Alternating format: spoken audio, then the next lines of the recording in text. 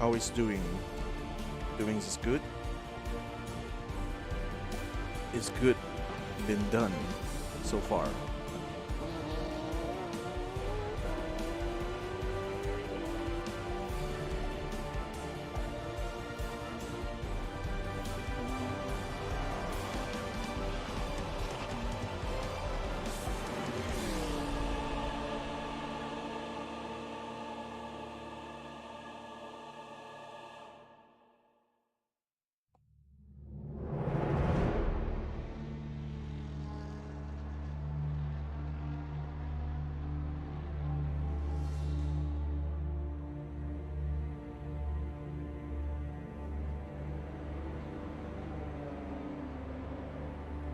Hang on a second. Is mic working?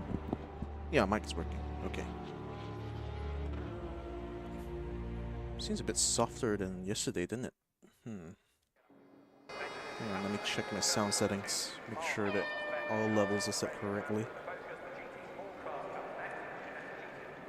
Ah, no wonder. It's lower than usual. Check 1, 2. Check 1, 2. Check 1, 2, 3. Yes. That is correct.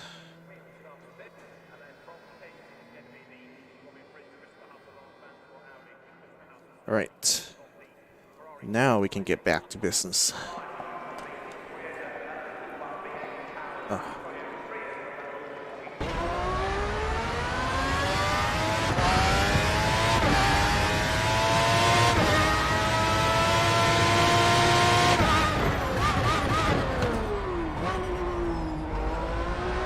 Oh, steering's out of sync. I thought I already said this yesterday. The hell?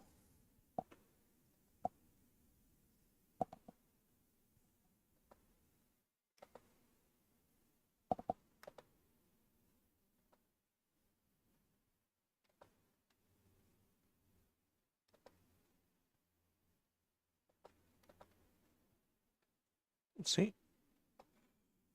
Like I said, I thought I already said this. So weird.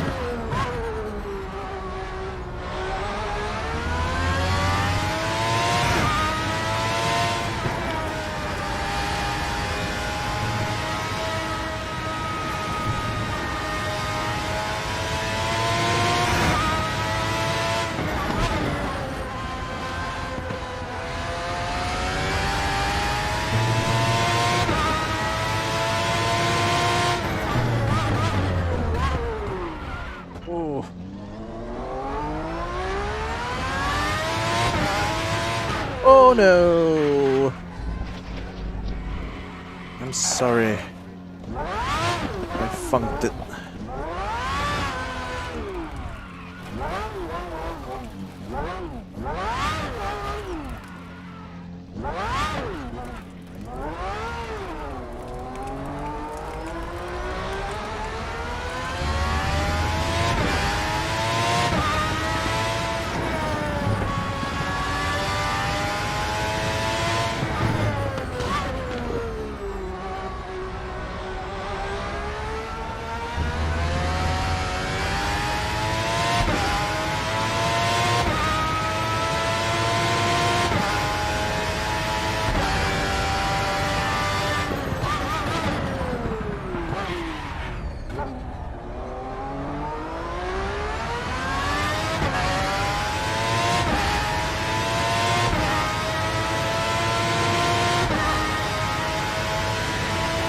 go at this one more time.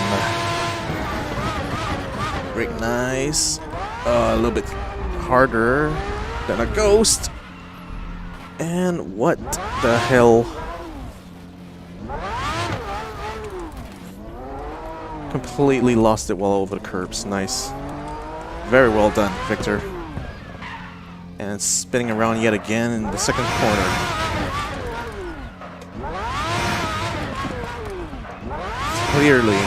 Clearly I'm one of the drivers of all time.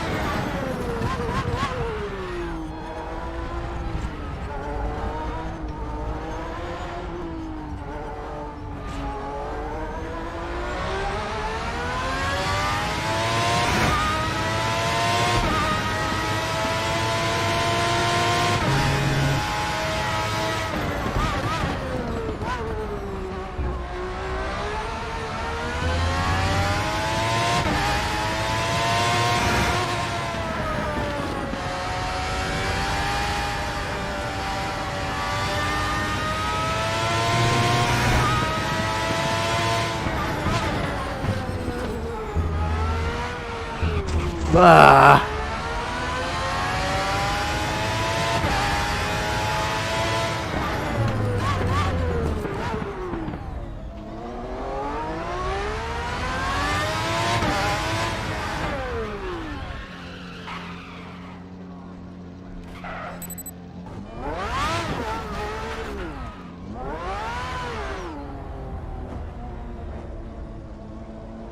What happens when I max out the multiplayer? Let's find out. Oh my god. They'll save me against that, that's for sure.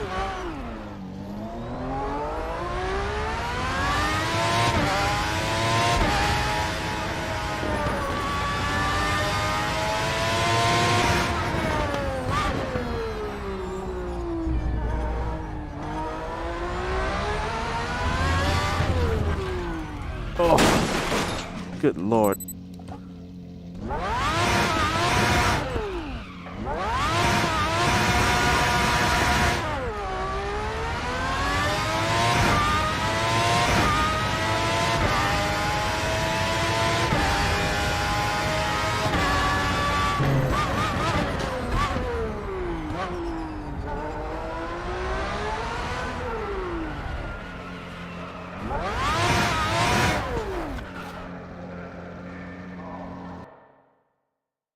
Spinning around so much.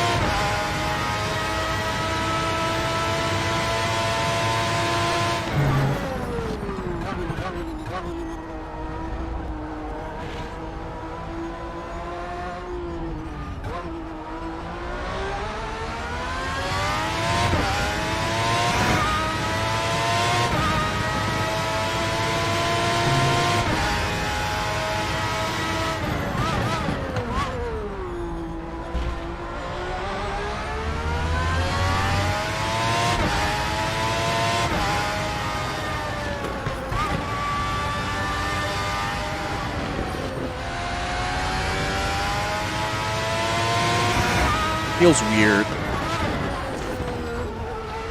Increased force feedback does make the wheel feel a lot stiffer, but it still feels weird somehow. I guess it's the lack of like any. Oh, goddamn! Ow! Am I still stepping on the gas too early in this car?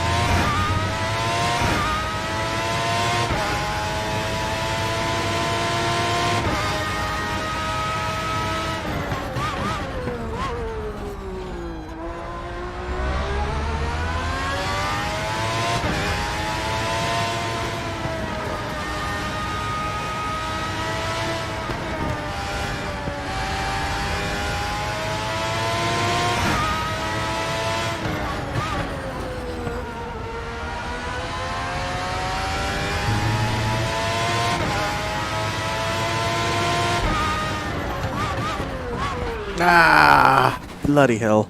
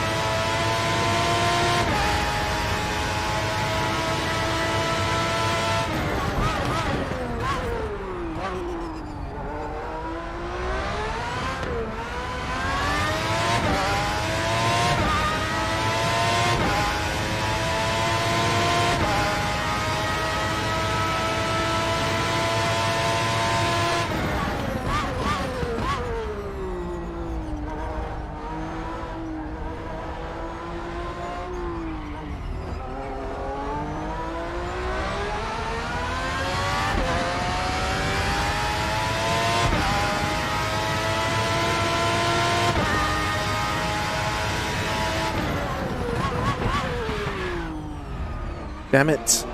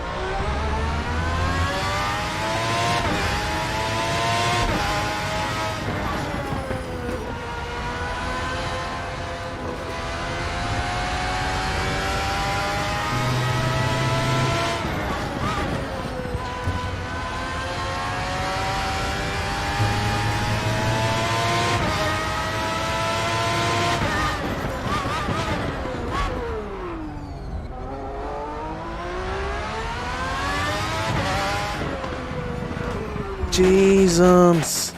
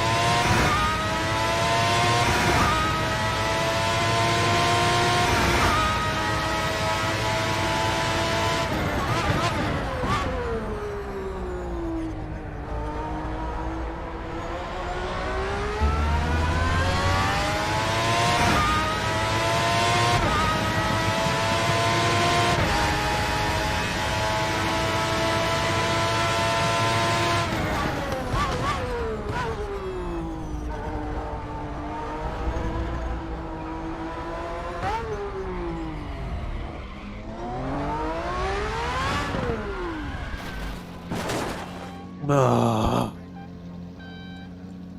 Jesus.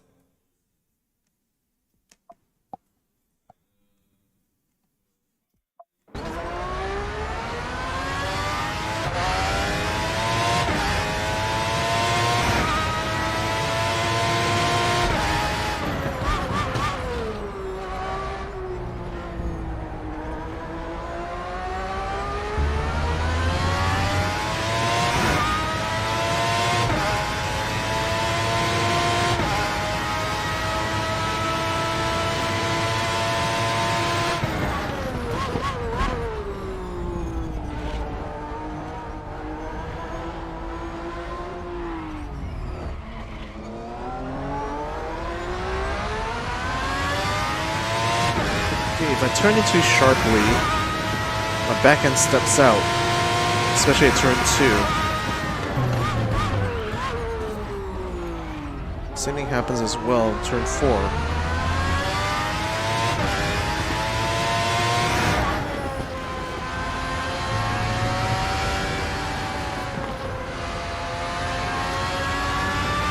Now, unfortunately, G29's force feedback isn't that great, so I cannot feel when my tires start to lose grip. Or at least it's a very subtle feeling. Oh, bloody hell. There we go again. Yet again, spun around the same spot again.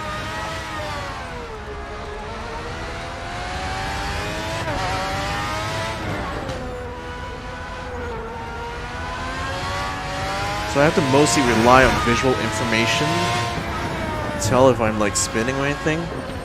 Maybe the head amplitude thing. I should turn it off. Let's see if that helps me with my eye sense. Oh, sounds like Jason's here.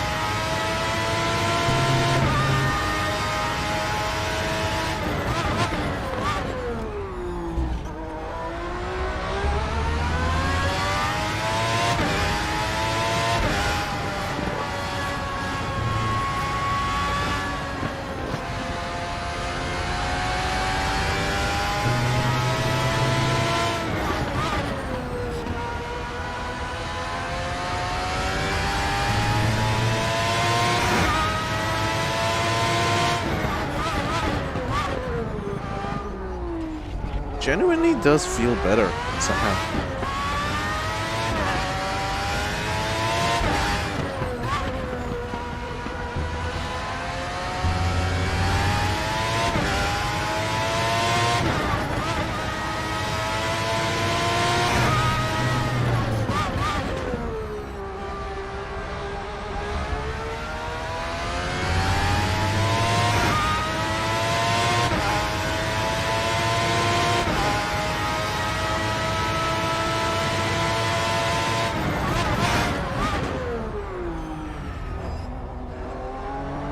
Yeah, I can definitely sense now from my eyes when my car starts sliding out this time.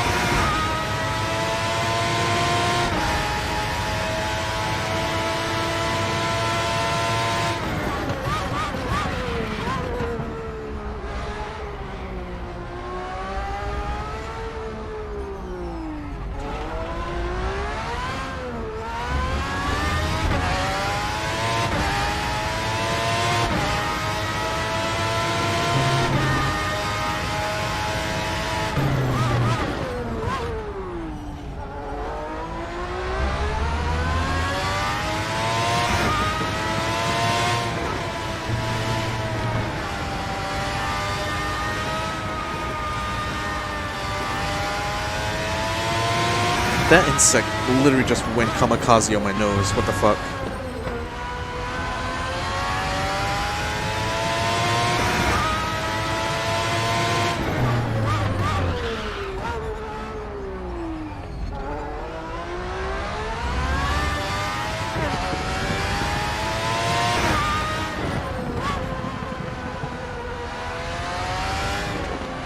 Ah.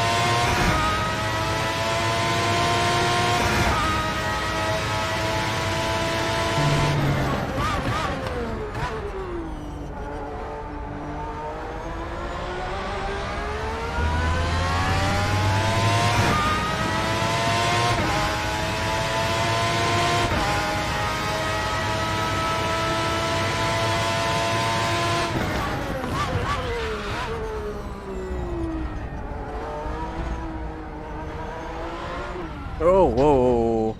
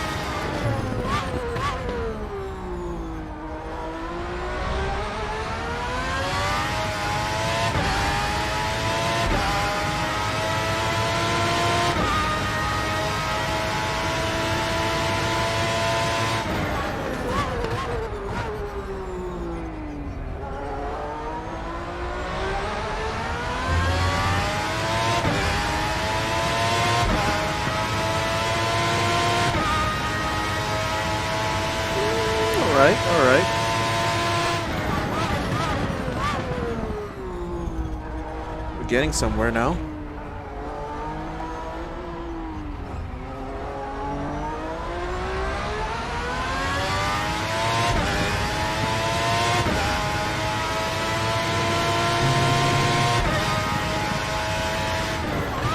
So close. Yep.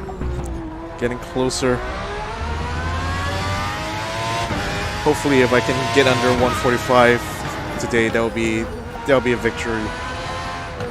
And if I can not do that, that would be great as well.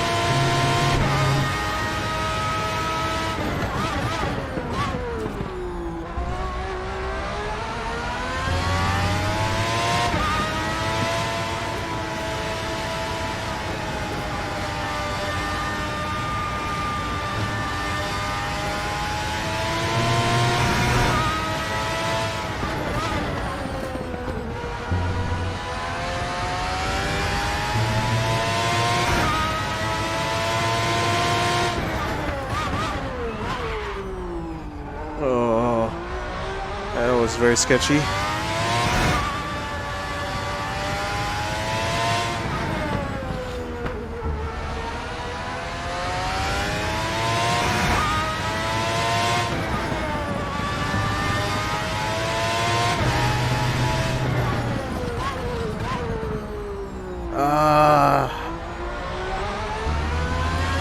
Completely messed up that last corner.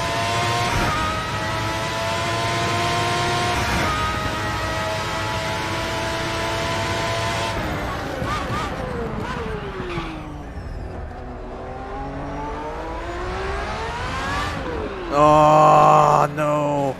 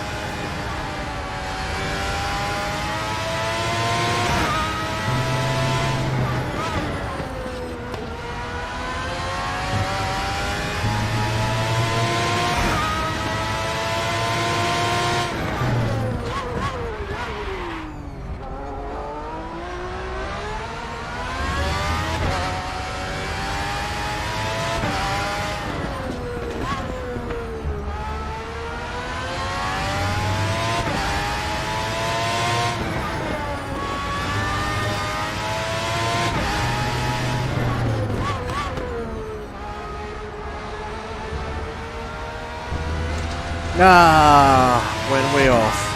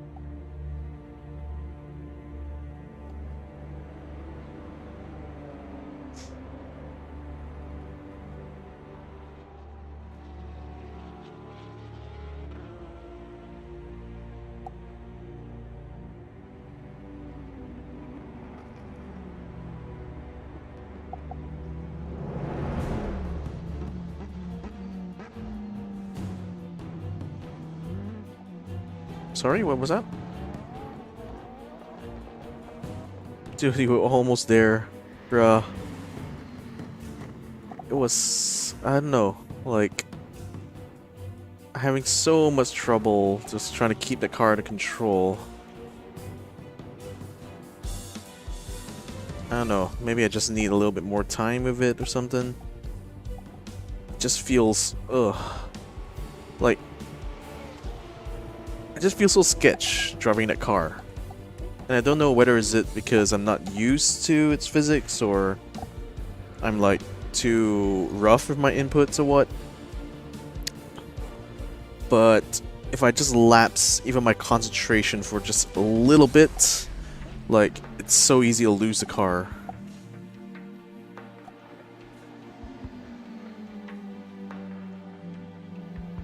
I don't know, I'm just gonna try to do some, like, practice driving first.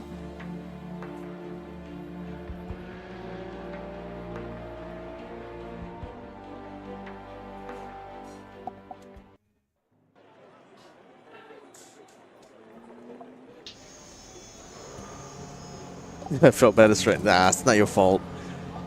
It's a me problem, not a you problem.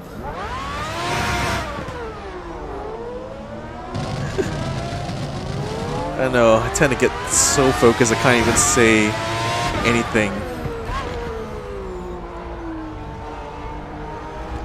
But that's the thing about, like, trying to do time attack, like, or rather leaderboard challenges.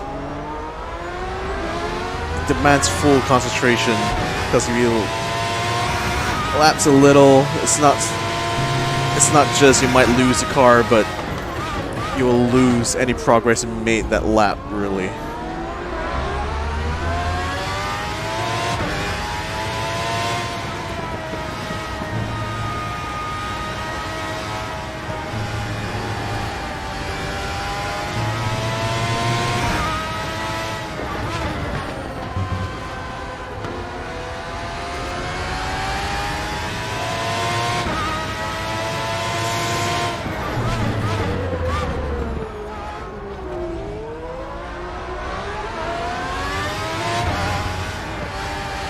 See, like this section of track, I cannot fully put the power on because as I turn in, the back end wants to step out. I think it's because of like bad camber or like the angle that we're attacking up that corner.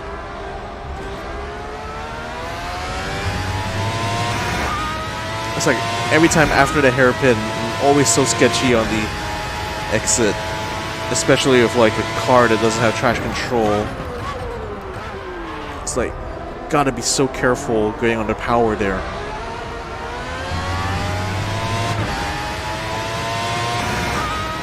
I haven't really, like, if I'm being honest, I'm not really that good at figuring out how to tune my own setup. So I'm like, for the most part, I'm still sticking with like the default setup.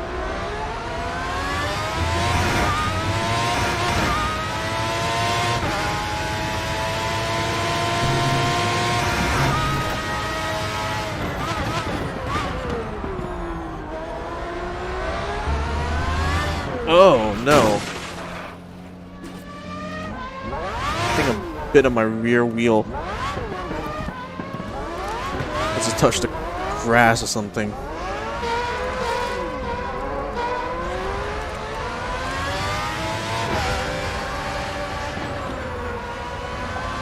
Oh, I've got no front.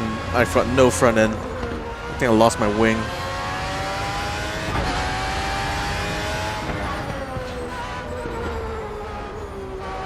It's a good skill to have, and honestly, the felt setup's fine. Yeah, for the most part, I haven't really felt like there's anything that I needed to drastically change about default setup, so that's mostly why I haven't really tried tweaking anything. But I definitely need to learn, like, properly how to do my own setups, since that is, like I said, a very important skill to have as a driver, actually. Like, knowing how exactly you want to set up your car, you know? And as of right now, I have 0 downforce on my fronts, so that's great.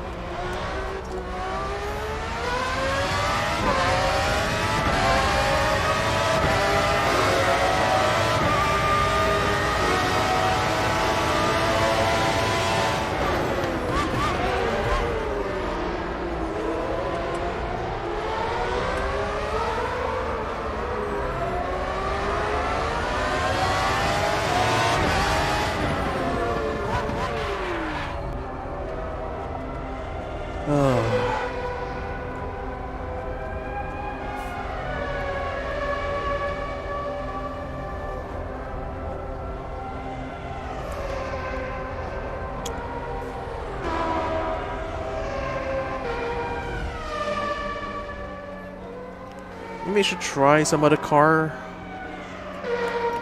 because right now it feels like, I mean, for one, the intensity of driving a Formula 1 car is already way up there, and I'm not exactly the most skilled of sim drivers out there.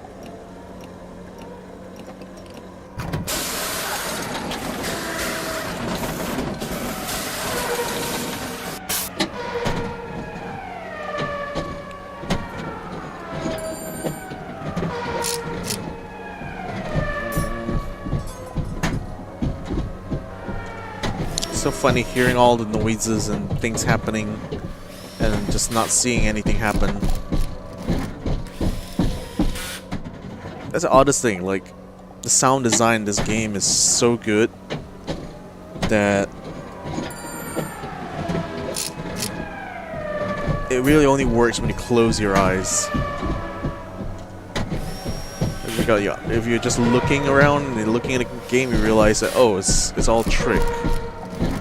Like the magic kind of disappears. But if you just close your eyes for 1 second, it just kind of feels like you're in a race car that's being worked on.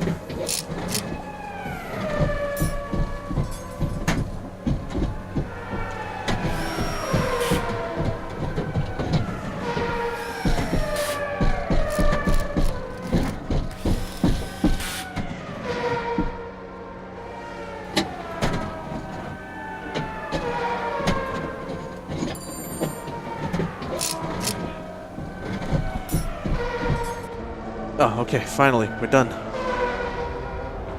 That took a while.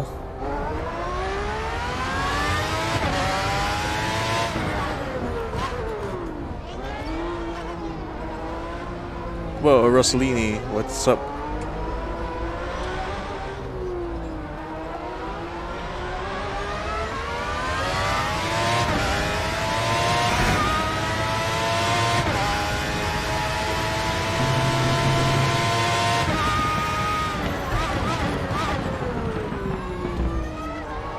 Just started this game today, dusted off G29 and hooked my Quest 2 up.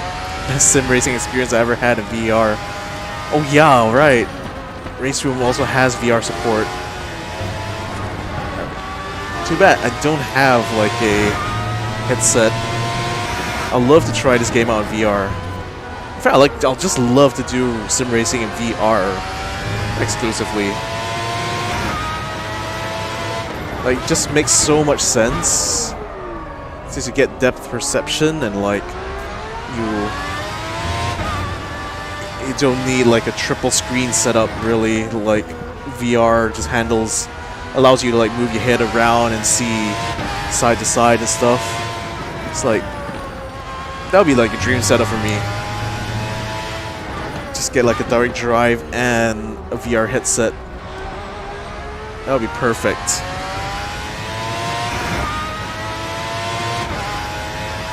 Just like I realize I'm very much the kind of sim driver that's just more about driving experiences rather than, you know, training to become, oh buddy, whoa, rather than trying to train to become like the best sim racer in the world or whatever. It's like VR just feels like the next step for me too.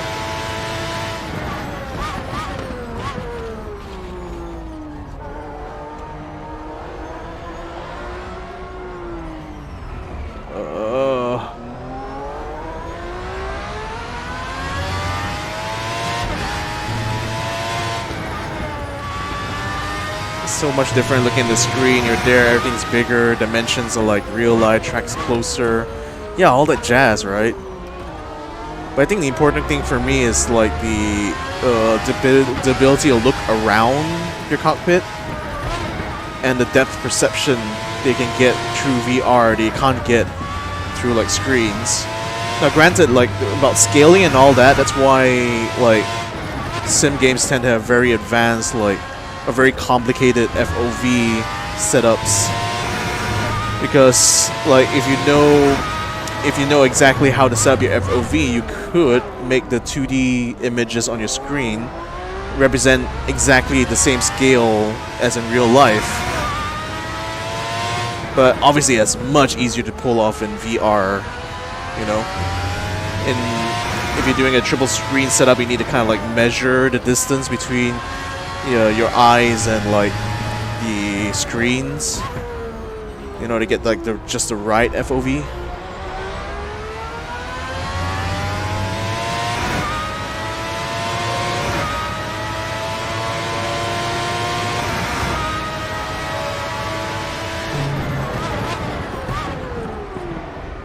Oh no.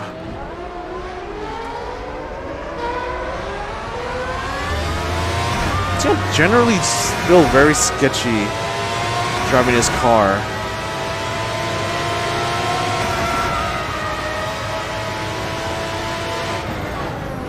It just feels like, it just feels like I need to put more track time in general driving this until like I can figure out how exactly to control it with getting on the edge without getting out of control too easily.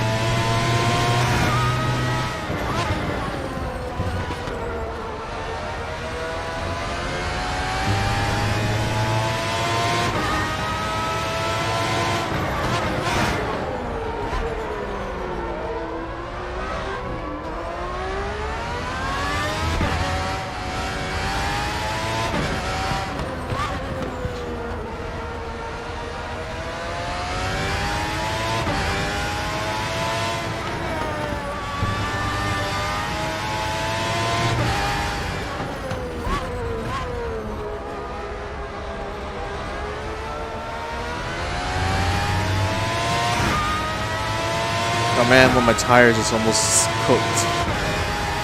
Wait, I thought I switched tires just now.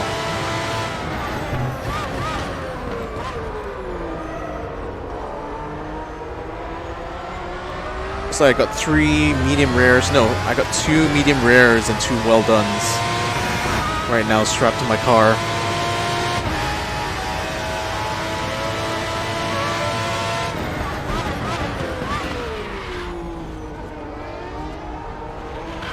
Oh shit, he's still next to me. Damn.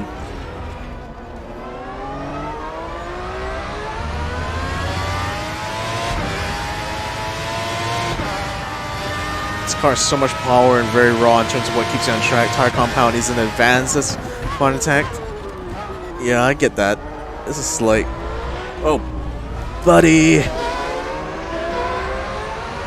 Yeah, this is effectively like a late 80s to mid 90s like F1 car, so technology back then was pretty advanced for its day, but definitely nowhere near what we have these days.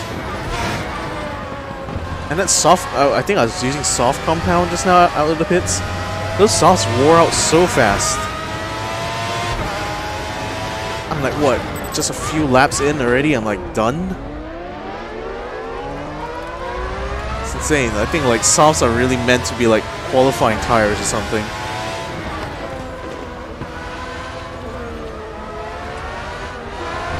Either that or the degradation that happens on like Sepang is way more than they gave it credit for.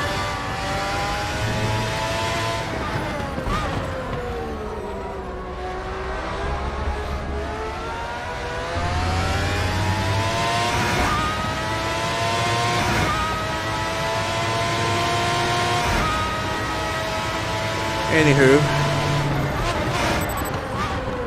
I think I'm gonna swap it out for a set of cards.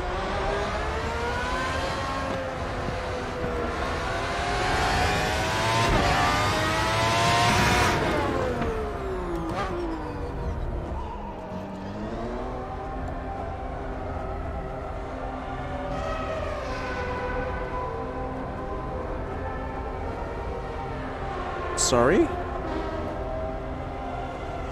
Okay, there we go.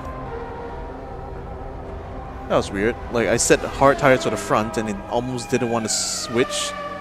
I want to keep soft tires for the rear. Why would you do mixed compounds like that?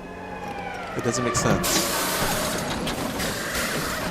I mean, I know like the pit system is meant for you, like, you can, especially like in the touring car series, sometimes you wear out your fronts faster than your rear. So it makes sense that you only want to change like 2 tires instead of the whole set.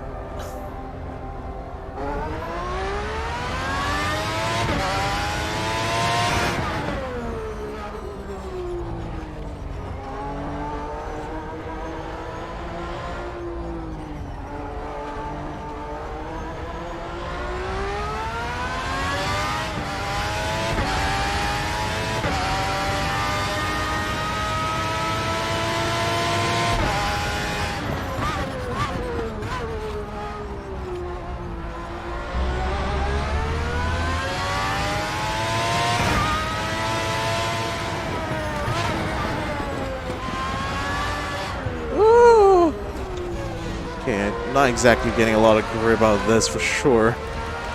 Or maybe it might just be cold. Yeah, probably tires are a bit cold, so I can't push them as hard. At least not yet.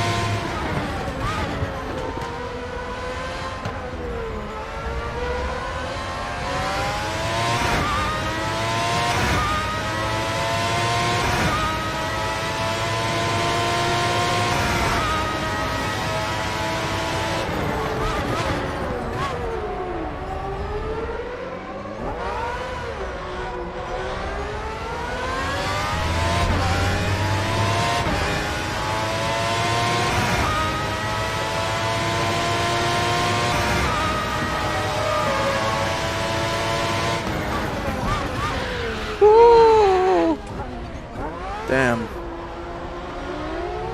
One heart-stopping lockup that was.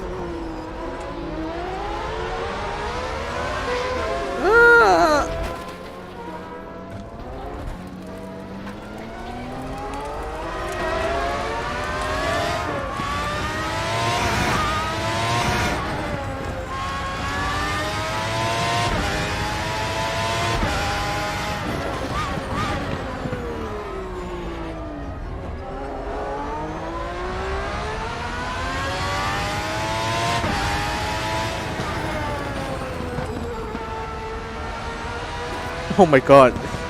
He bumped me and oh my god. And this damaged my suspension. And oh my god, he spun it out. I'm actually becoming an on-track hazard right now.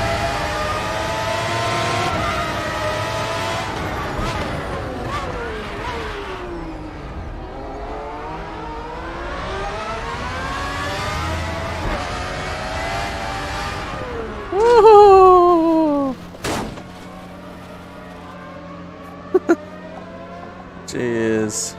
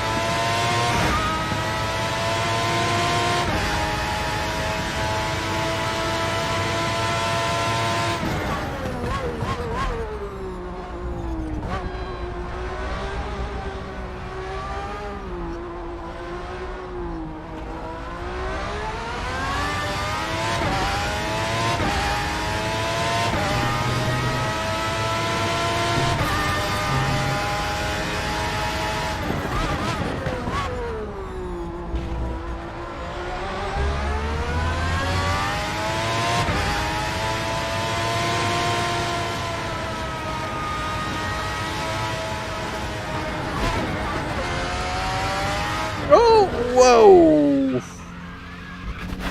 That was sudden.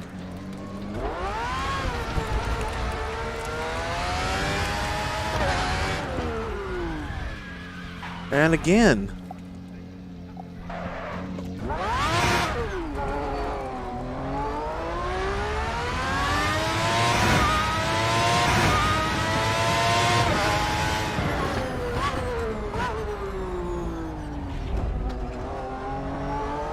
But seriously though, like, the F1 cars of the 80s and 90s definitely had a massive surplus of power. It's like it literally became a horsepower war, I think, with the advent of the turbocharged engine.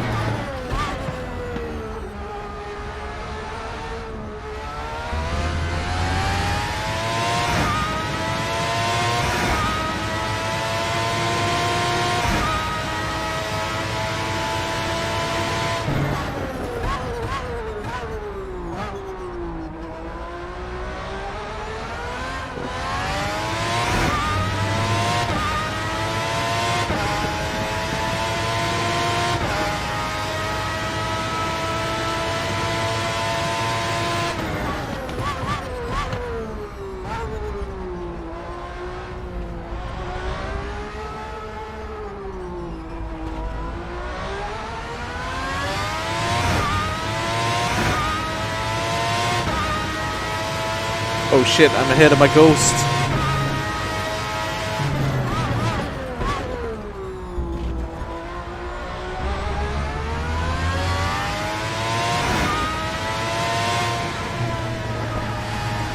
Let's try staying ahead of him for the whole run.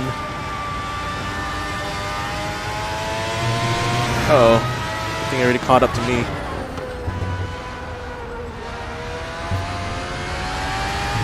Yep.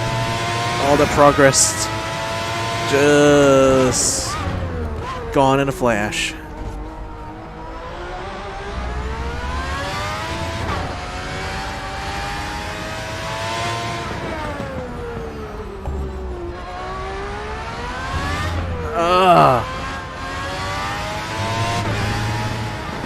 Yep. Very raw indeed.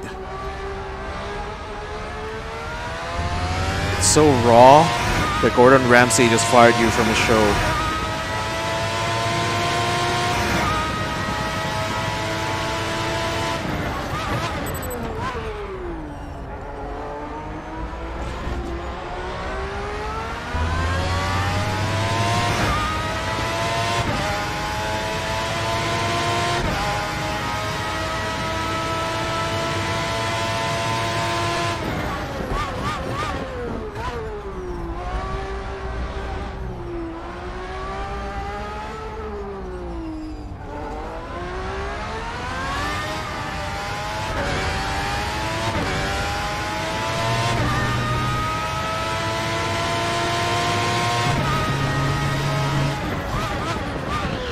Oh, man. Lock up.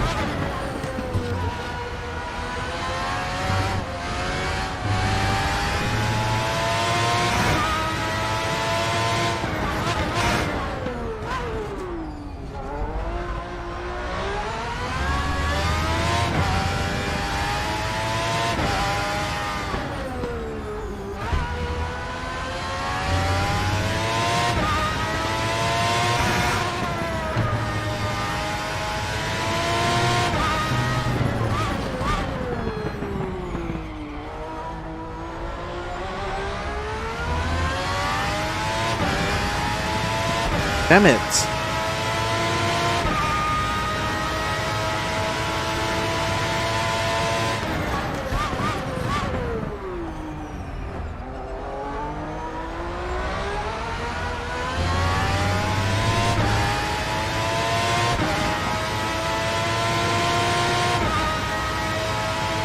Wait, what?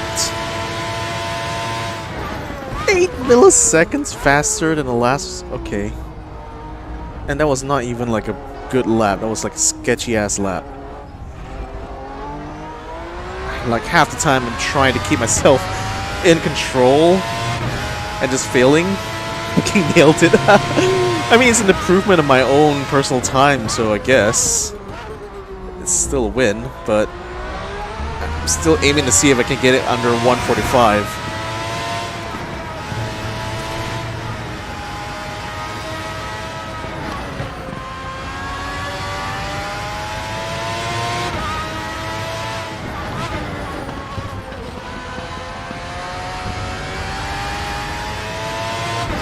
Oh shit, I can actually catch my ghost here.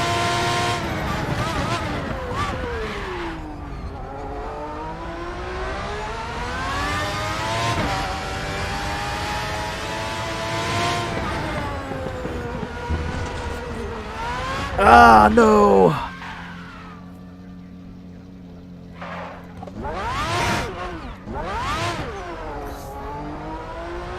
That's a funny thing about this car. So, on the one hand, it's so like raw and powerful that you need to have like really quick reactions, especially when the car starts to lose control.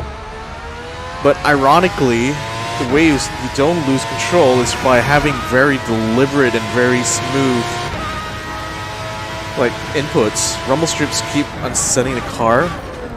Ah, that might be another, like, yeah. That might be something I should watch out for, actually. Because, yeah, I do tend to ride the rumble strips a lot. I think in this game, typically, like, yeah, because normally, like, especially if I'm driving the touring cars, those cars can handle rumble strips very well. Oh god. It makes sense that like a very low setup like Formula 1 car probably be a lot less forgiving on those rumble strips. But I think the problem with me right now is like my inputs, I'm too like sketchy and jerky with how I'm handling the steering wheel, and like I'm also like accelerating and letting go of the gas too early sometimes, or too drastically. Kind of feels like this car needs that like gradual sort of application of brake power and steering.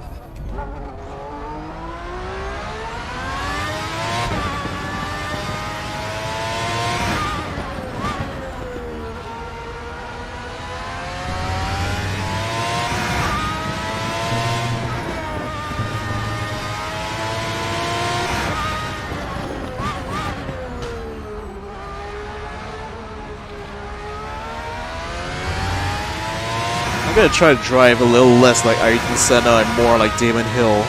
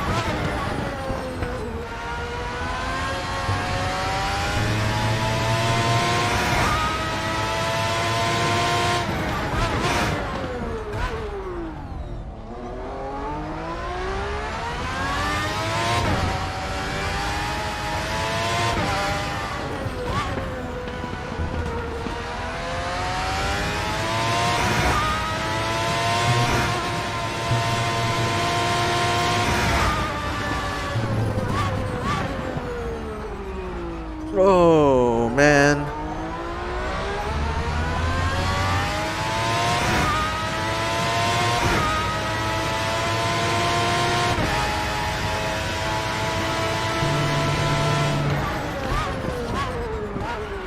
Ah.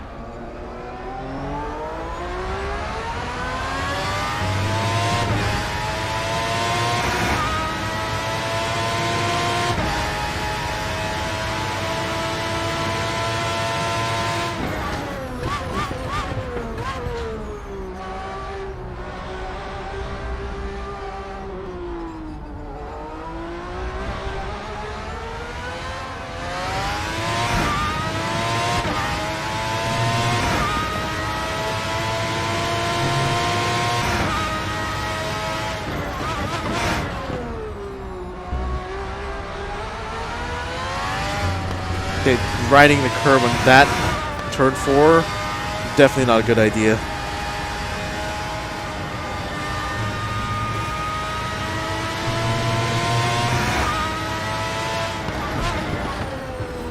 Definitely around here as well. I want to kind of avoid that.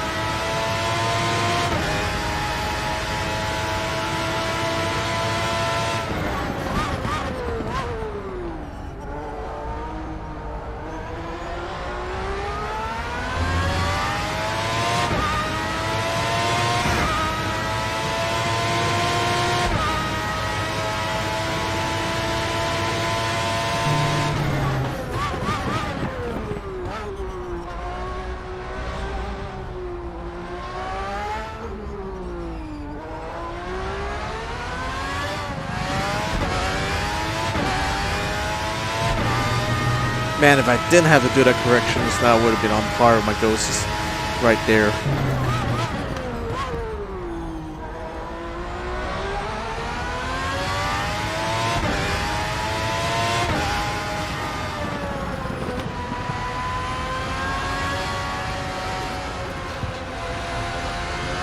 Oh, that was nice and clean. I should do more of that next time. Oh, damn, look at the amount of time I've gained now. Ah, and then locked it up. Nice. Good job, Victor. Very well done.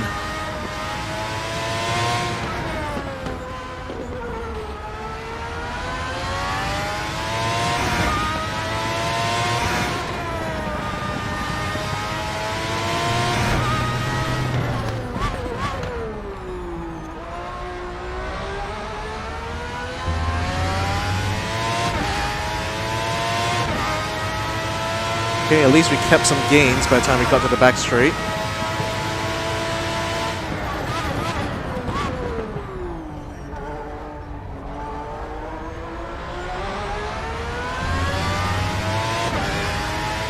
And across the line. Ah, still like 2/10 off from Slazai. But we finally nailed a lap under 145. I'm happy with that.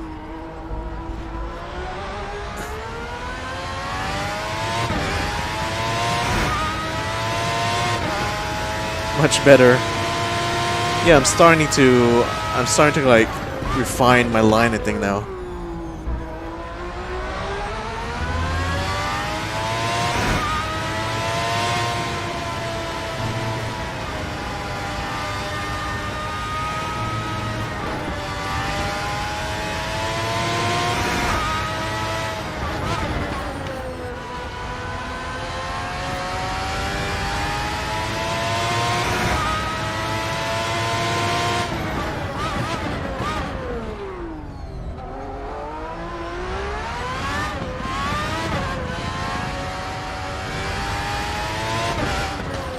This section here still, I gotta figure out how to drive this properly. Can you go to car setup and see on the drive line what engine mapping is set to? Sure. Give me a moment, let me clear this corner first.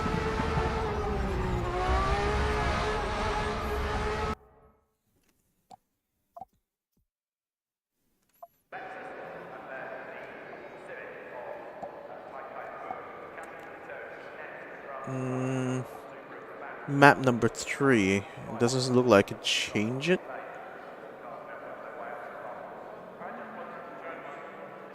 I can change the final gear ratio though.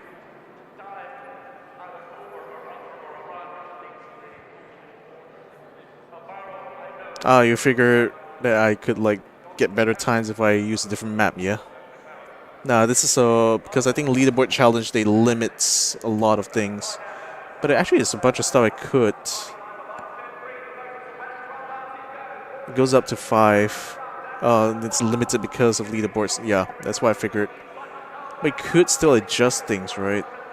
I don't know. I'm still keeping with like the default setup anyway.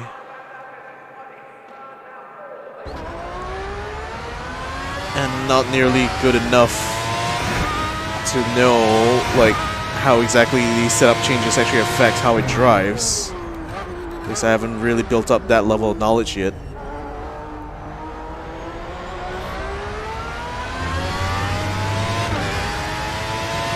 And that's Brightbird.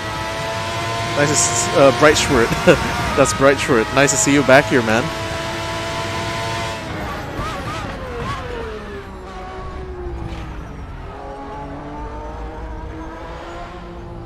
I like that the input meters are there. Yeah.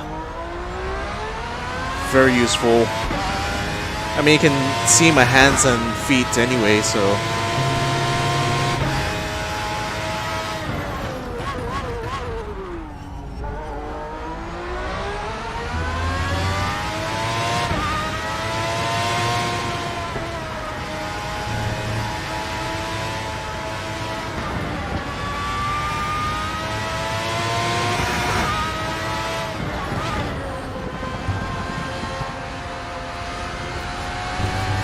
Oh, bother.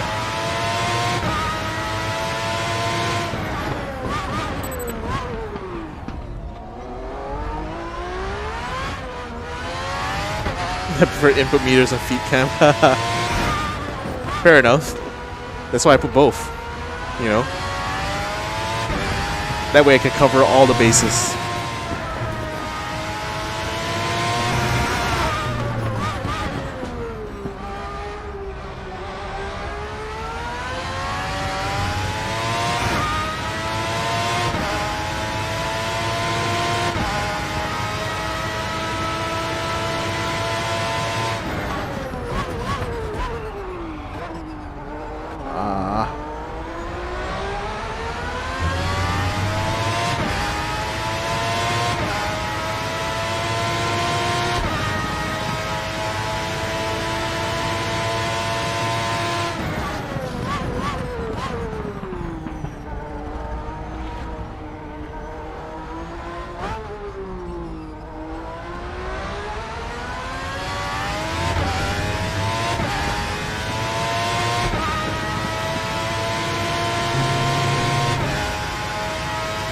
Oh man, oh man, oh man. Gotta keep it cool. Oh shit, where did my ghost go? Ah, he's already ahead of me. Damn it.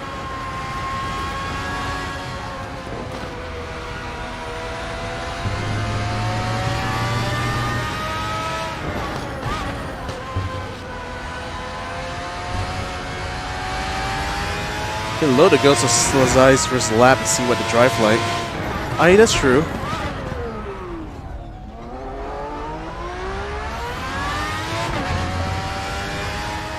But I really want to try to identify like which parts of driving this car that I'm still weak at, you know.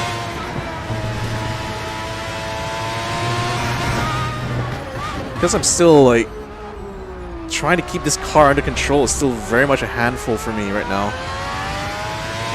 Though granted, I'm getting better at it. Starting to get used to all the nuances.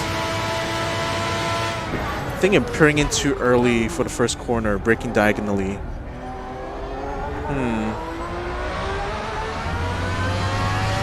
So less threshold braking and just kind of like keep it straight. I mean, generally what I'm doing at turn 1, right, is I'm keeping left.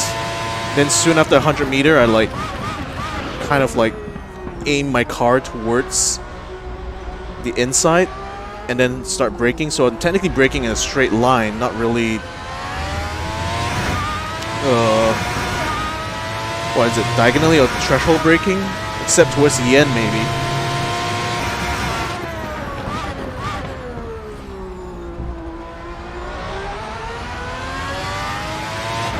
So you're saying I should just do like a more straightforward one, like braking straight on?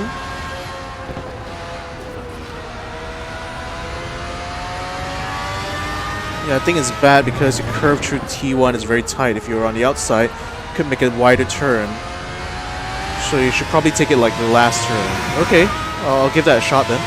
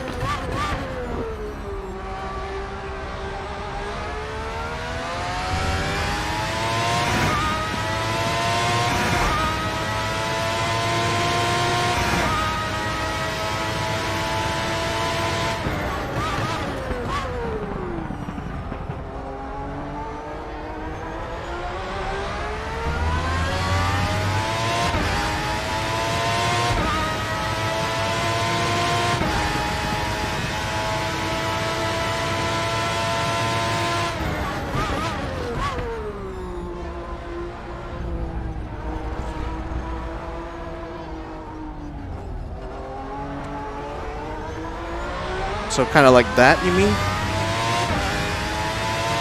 I mean, so far, I just about kept up my ghost, but I think that was mostly because I got a bit sketch in that transition between turn 1 and 2.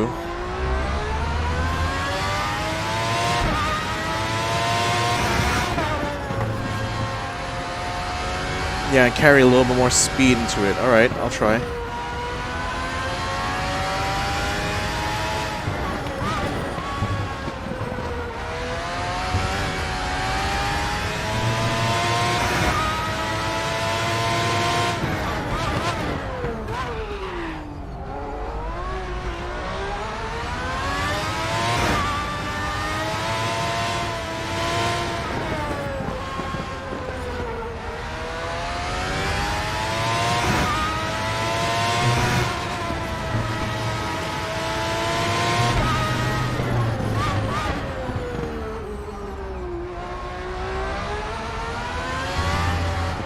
Oh no.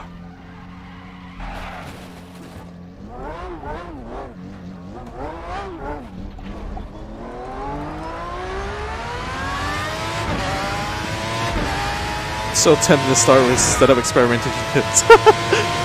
Bro.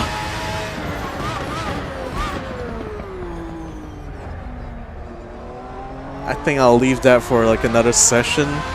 For now, I'm just focused more on like just trying to work on my driving with the default setup. So oh man, it still went back to like the whole diagonal thing.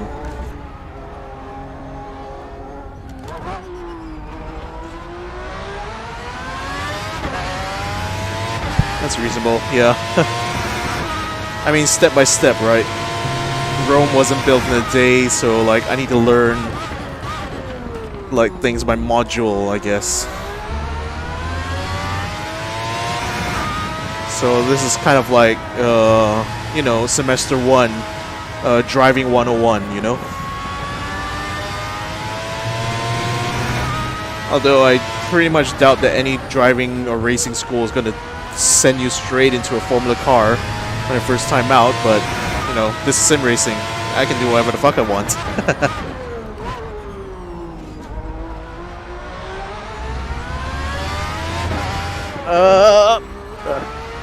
This is another section I gotta kind of figure out how I'm supposed to actually tackle it, because it seems like it doesn't really like me turning and accelerating at the same time through that whole right-hand sweeper. I like the new Chrysler 90F. It's really well. It's a driver's ed car. Probably I should try that later after this. Let me see if I can do like a nice, like, maybe practice a little bit that line you suggested for T1 and 2. Oh, sorry, T1 actually.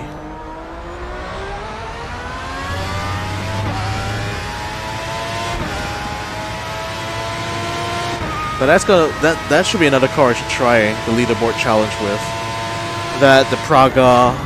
I tried the Praga the other day. That was actually a really nice car to drive. Oh nope. Definitely easier to drive than this one. That's for sure.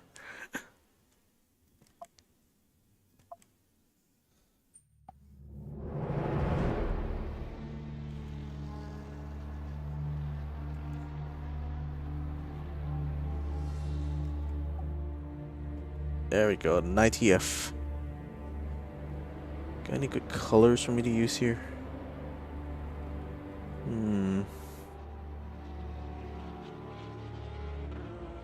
That was a right line though, minus a spin. Yeah, I mean, got it right on entry, messed it up in the middle of the corner. Oh well. I also found like trying to use manual without the auto clutch kind of odd. I think like because I'm basically using a paddle shift right now, I don't have a H pattern shifter to go with this setup right now.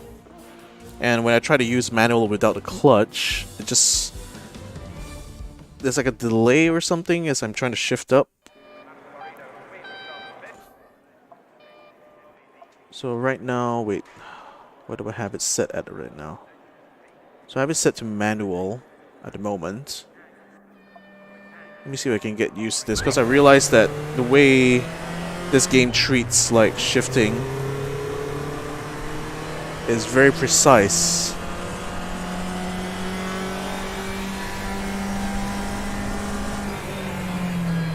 And then you set up different options, manual clutch.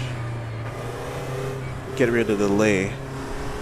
Now you see, I'm just like, because I think that this is meant more or less for like a sequential stick. And I found that like if I just hold down the paddle while after clutching in, that helps. But then if I miss the timing, as in like if I hit the paddle before going to clutch, then it doesn't allow me to shift up. For downshifting, it's no problem. Like downshifting, I have zero issues with this thing. It's just the upshifts that seem to be a bit tricky.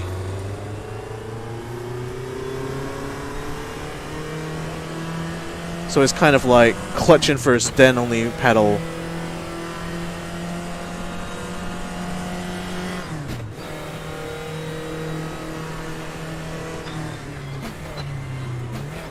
Whereas like if I was using a H pattern, it would be like just one motion, you know, clutch in and then shift.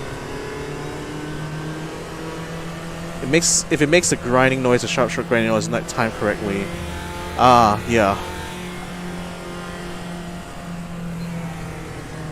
Can upshift without lifting by just using clutch, but I prefer lifting.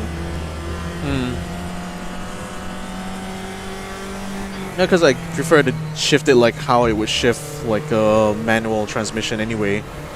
You know, you're lifting off completely, clutching in, and then shifting.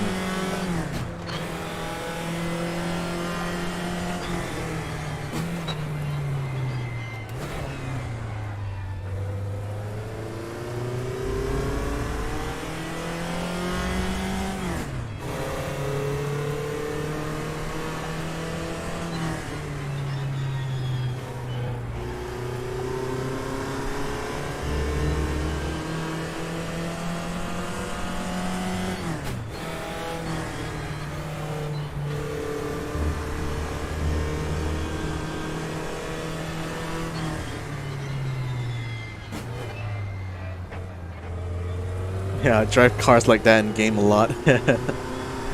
I mean, my real life daily driver is a stick shift as well, so I kind of know what it feels like to actually shift a gear.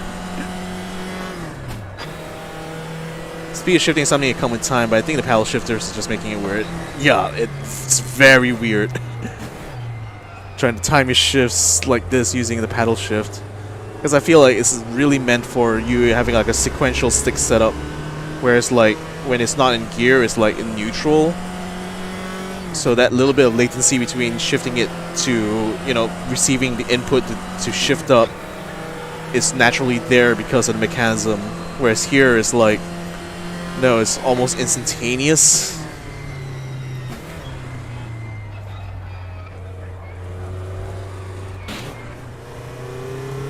The speed you get on downshift is what you can also achieve.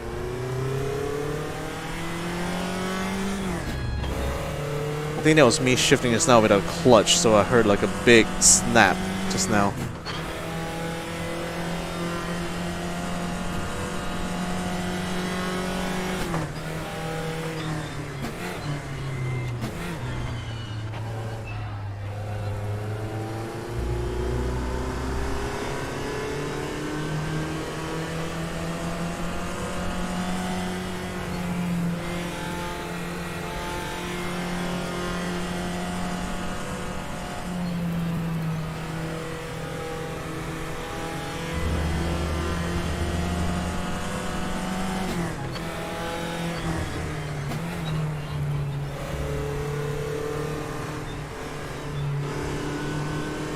How's the car? Oh man, it's it's such a joy to drive actually. I mean, for one, like, I guess like the way the suspension setup is not as tight as that Formula car just now. So you can see a lot of like, you know, moving around happening with the car. But it's not that difficult to drive actually. It responds so well to your inputs actually. And even when it starts to lose control, there's still a little bit of time for you to react to it. So it's not as hectic as driving the Formula car. All tire grip, yeah. No, it just, the fact that this car now exists in Race Room just makes me like want to demand Race Room start bringing in more vintage Formula cars in this game. It's difficult to go fast and it wants that perfect slip. Ah, you mean like that four-wheel drift, eh?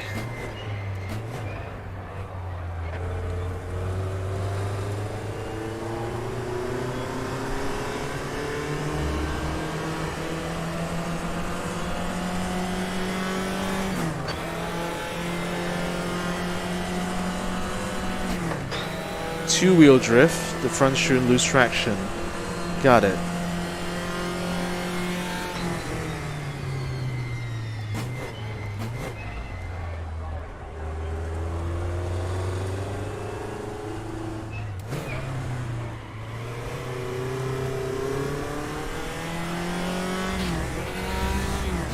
Oh, there we go.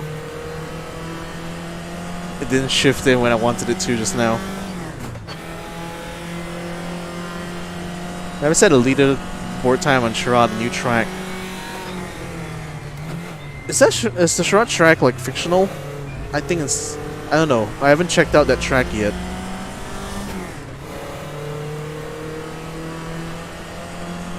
But that's like, it's a complete fictional track, isn't it?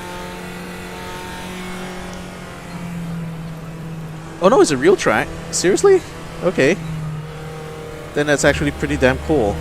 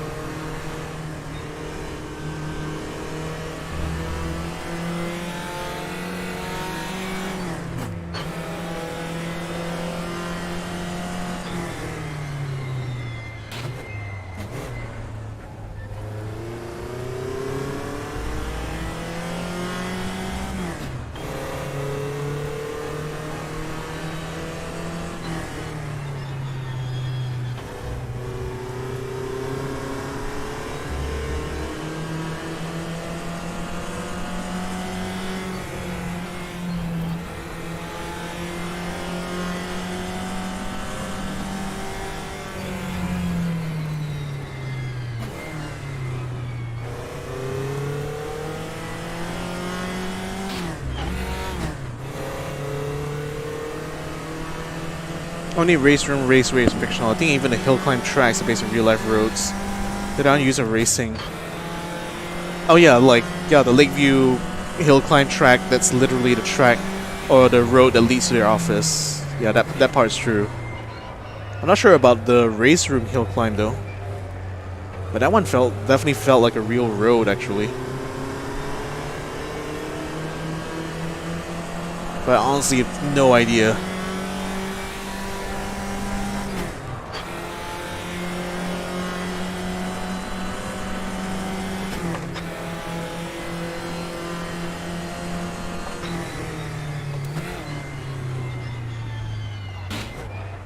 Oh.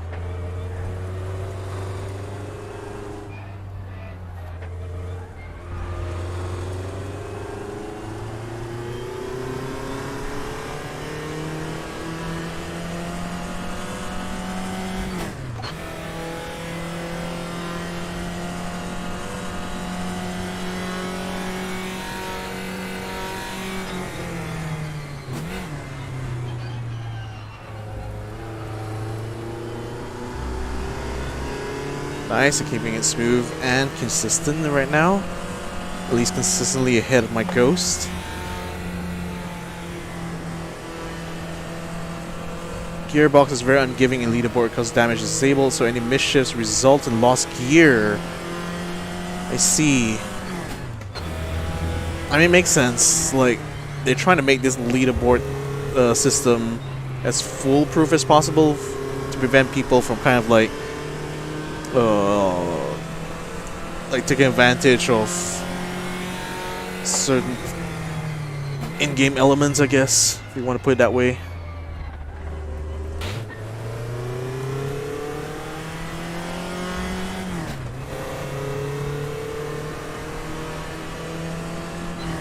But it definitely feels like it can be a lot more consistent on my gear shifting using the H pattern shifter rather than the paddles. Unless, you know, I set this to auto clutch, then that would probably solve my problem, but I don't know. Oh wait, should I stay on second gear for this corner? Oh well, doesn't matter, I'm still ahead of my ghost. So we're all good. Auto clutch is very heavy on the delay in slow cars. Yeah, I guess that's the way they balance it, so... Oh, sorry. That's the way to balance it out, to make sure that, like, people with paddles wouldn't have too much of an advantage over H-pattern shifters. Ah, no, I lost so much time just now talking. Damn it. It's okay, we can do it again.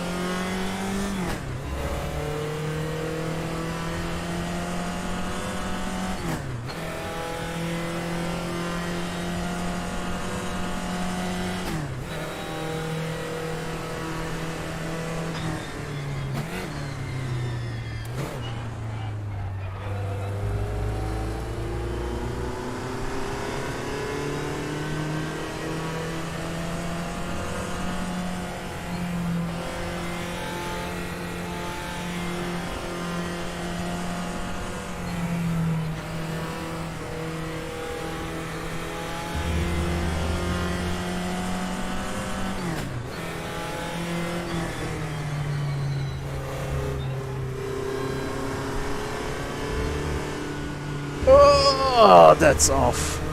Damn it. Should have known I was carrying too much speed through there.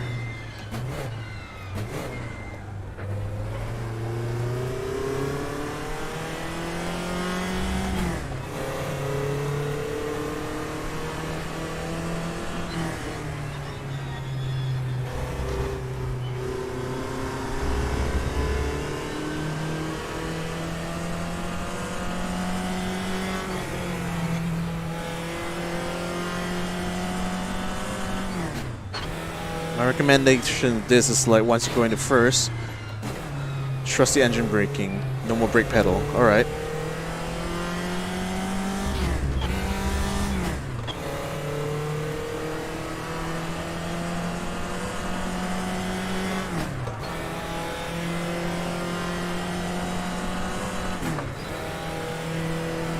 Damn it, my foot almost slipped off the clutch pedal there, lol.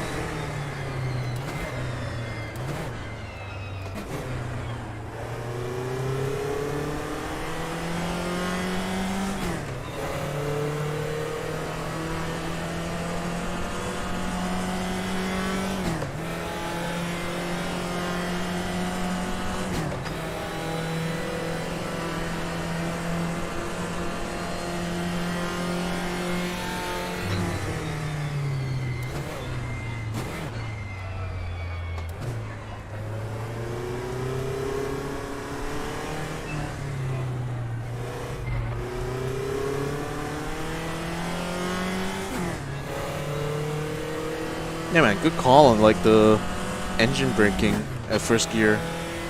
That actually was swell. Felt more natural actually.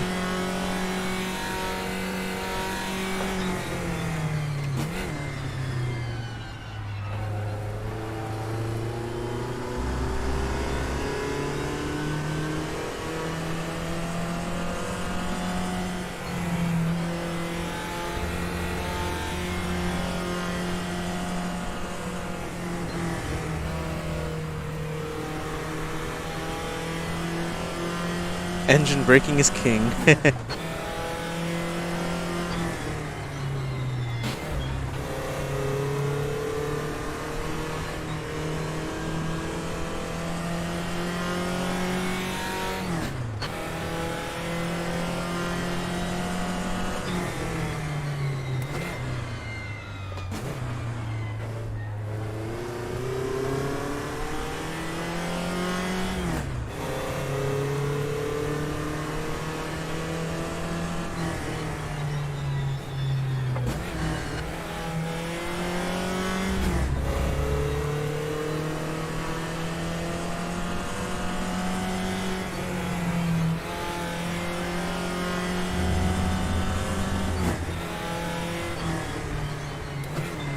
Makes the car agile. I mean, the other thing it does is like, especially with a 3-pedal setup, it's like I can just basically be straight on the gas after downshifting the first.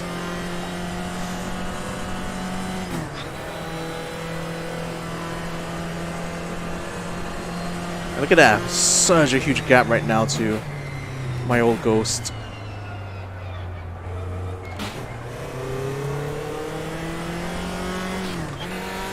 Oh, I missed the shift.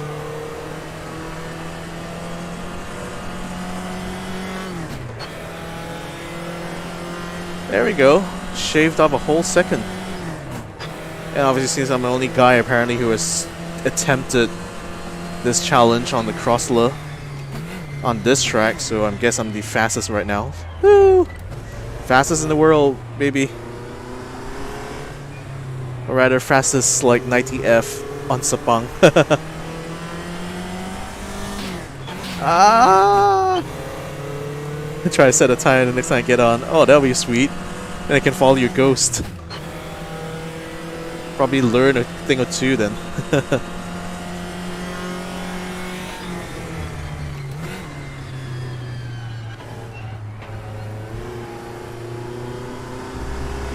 Oh, but this car, way more relaxing to drive.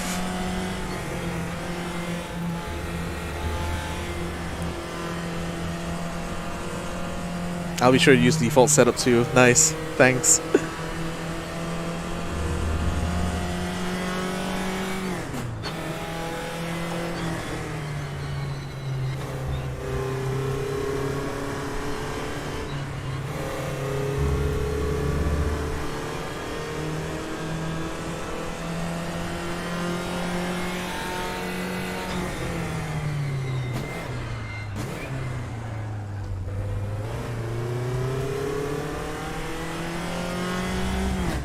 Crossler 9S is the other cars released. Complete opposite of this. Isn't that kind of like, oh boy, isn't that kind of like, it looks like one of McLaren's cars? Or at least it's like in that style of like, oh, whoa, whoa, whoa. It's like at least in that style of like open cockpit car from back in the day.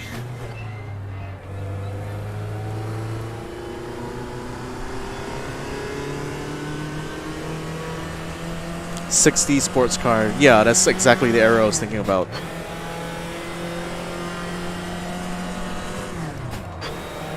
It's a roadster.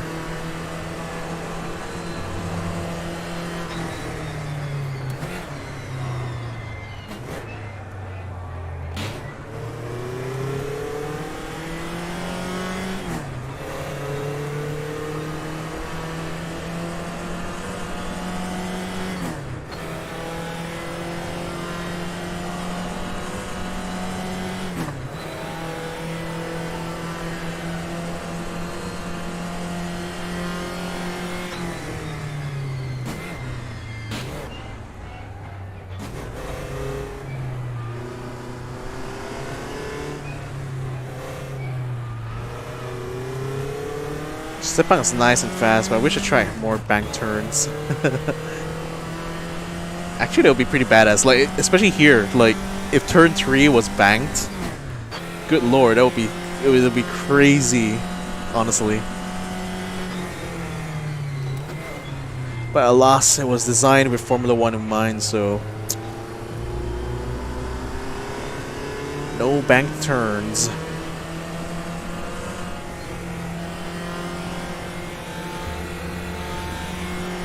I guess bang might be overstatement. I just want some camber or tilt. Okay, fair enough. I mean, it's not obvious on the sim, but you know, in real life, some of these corners actually are quite dramatic, like camber or tilt. Hey, Psycho Ganja 13, thanks for the follow, mate. But like the difference in elevation is very, very dramatic, actually.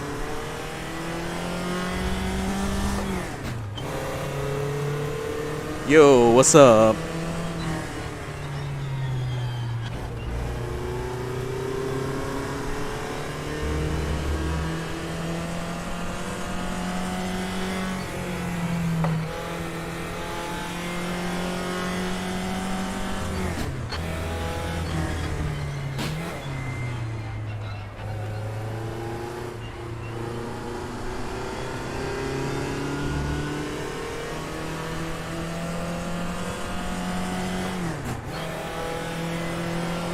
And if I recall correctly, nothing much, just starting PC, going to play some race room stuff. Hey, have fun, man.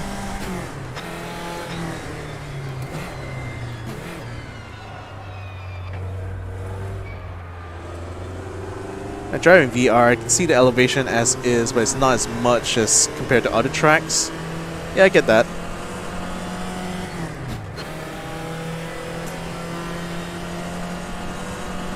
Oh shit, I hit another all-time best.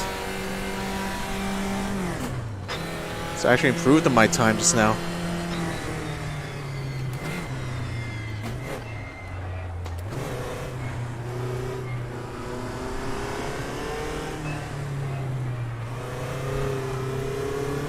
Hey, leave some fastest laps for the rest of us. I'm sorry. We're just having too much fun right now.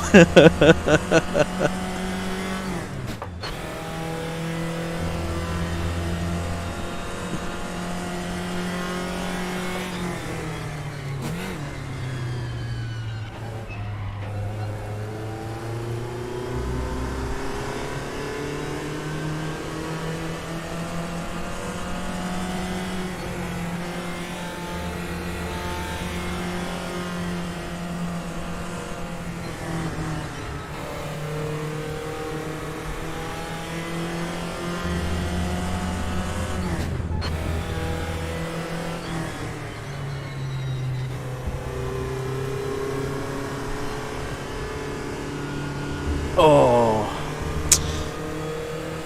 Yeah, I think my approach to the second part of that corner was too shallow.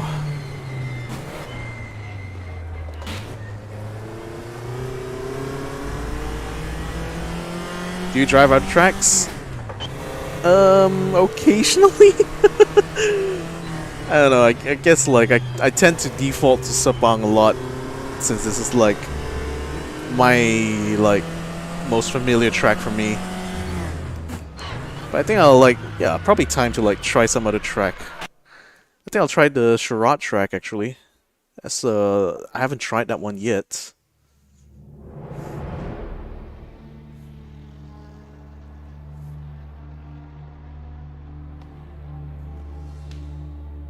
Where is it? Circuit de Charade. I think I'm gonna try the MX-5 for this run.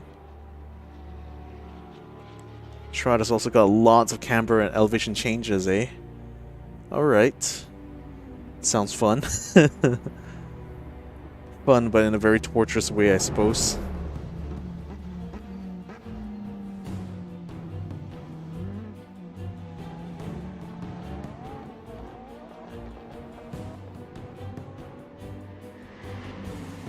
Off-camber, weird feeling corners compared to other tracks.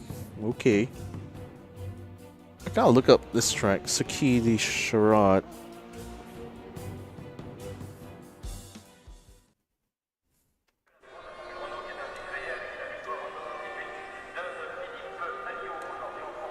The Circuit de Charade, known as Circuit Louis Rossier, I'm not sure how to pronounce that, and Circuit Clermont-Ferrand, I'm definitely butchering that. It's a motorsports racetrack in Saint-Jean-Champanel, here in Clermont-Ferrand, in the Puy-de-Dôme department in Auvergne. I have no idea how to pronounce all these words, it's all French. The circuit, built around the base of an extinct volcano, was known for its challenging layout, which favored the most skillful drivers and motorcyclists. It's hosted the French Grand Prix 4 times, and the French Motorcycle Grand Prix 10 times. Damn, this track has been around for a long, long time. Huh. I actually hosted the French Grand Prix quite a few times. But nothing much other than that, though. It's like, now it's only hosting a Fun Cup in 2023. Oh, it's using these funny cars. Okay. That's what a cool track to have in game, right? It's literally a track I've never heard of, much less seen, you know, in action. And now I get to drive it.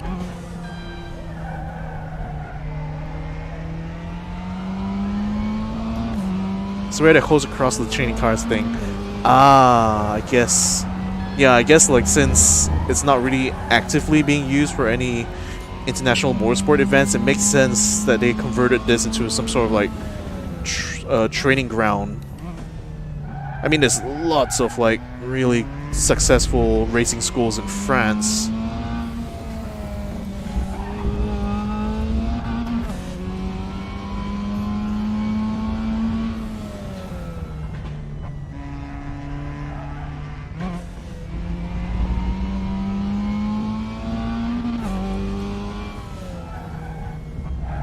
Whoa. Damn, and now we're going downhill. Here he comes.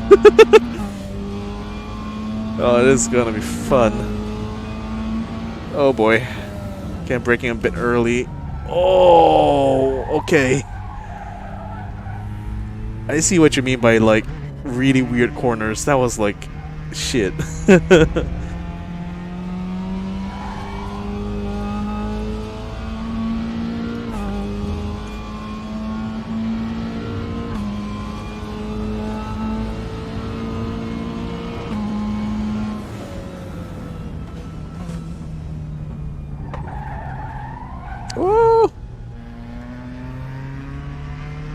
Okay. At least a cut track penalty, not into the wall.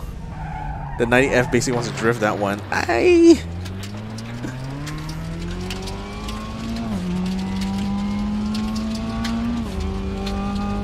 On the MX-5, it seems like it just wants to understeer through that corner.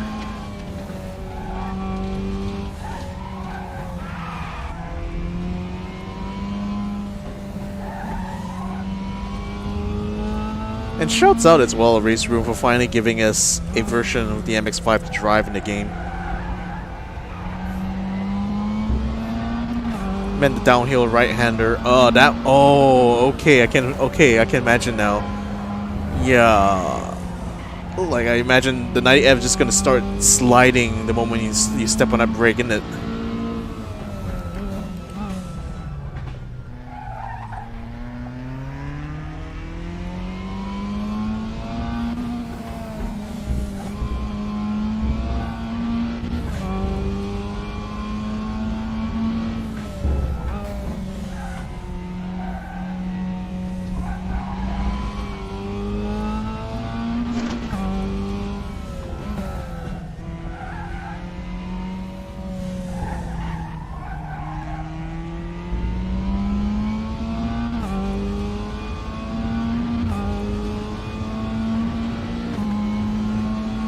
Alright, here we go again.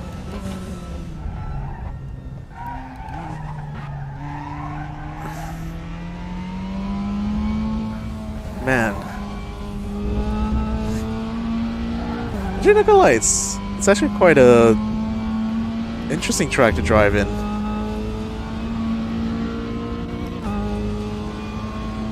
Like, really, lots of elevation changes.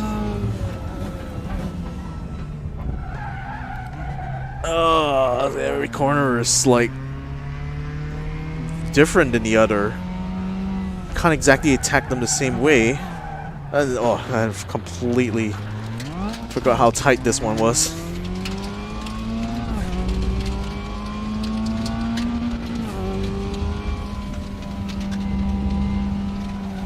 Blisterberg and Nutstop feel similar.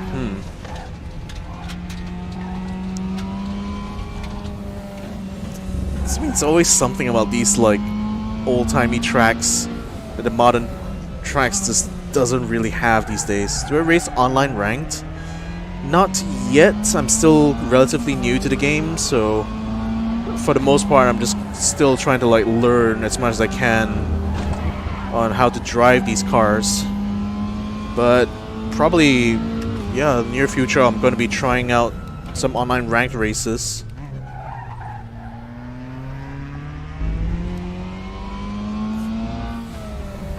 I guess like once I feel good enough to drive in certain cars.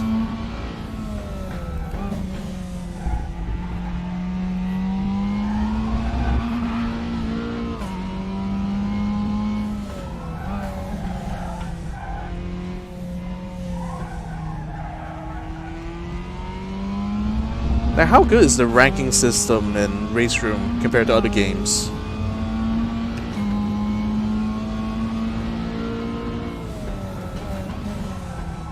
Like, are you able to find like people of relatively similar skill level with you in this game? Do they properly penalize or like detect any sort of like bad driving through the rank system, like kind of like how iRacing does it?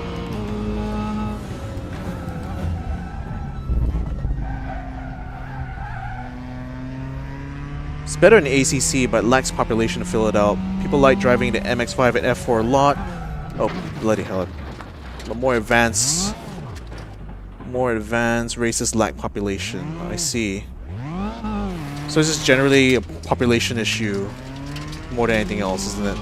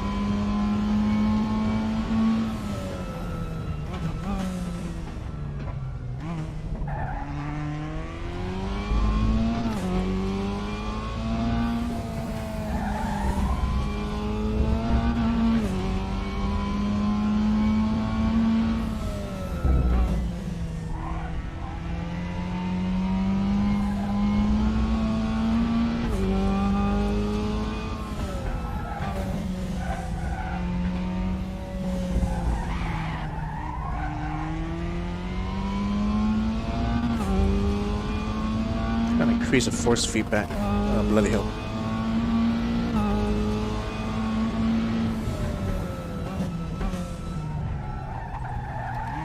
Oh my god.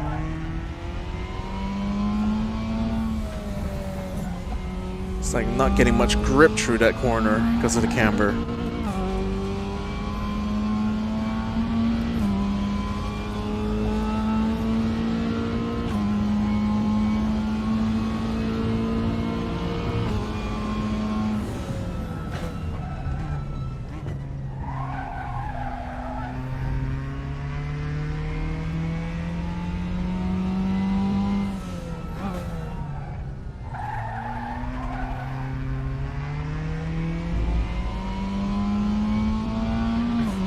Alright, starting to get a hang of this track now. And I jinxed it by just... just had to jinx myself there, didn't I?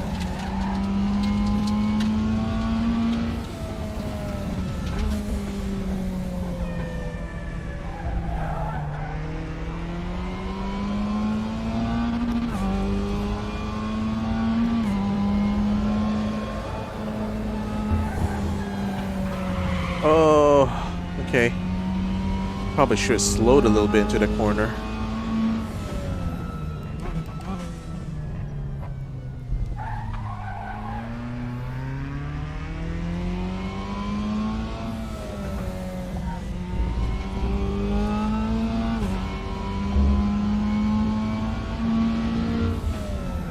Clean lap has still eluded me thus far.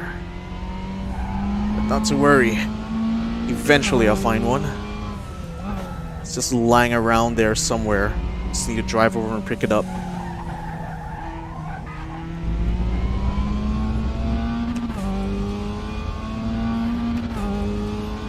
But good gosh, I love the scenery in this. Such a beautiful landscape to see right over the horizon.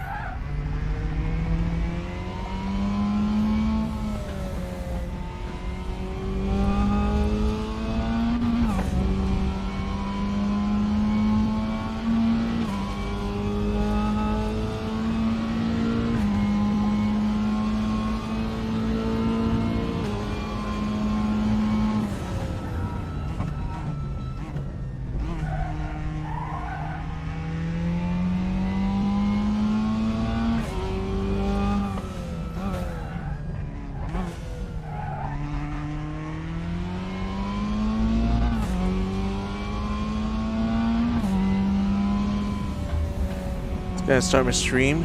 Have fun. Maybe check out my stream later. Alright, sure, man. I mean, I'm still gonna be busy driving at least until midnight today. But if I have time, I'll hop over. Yeah.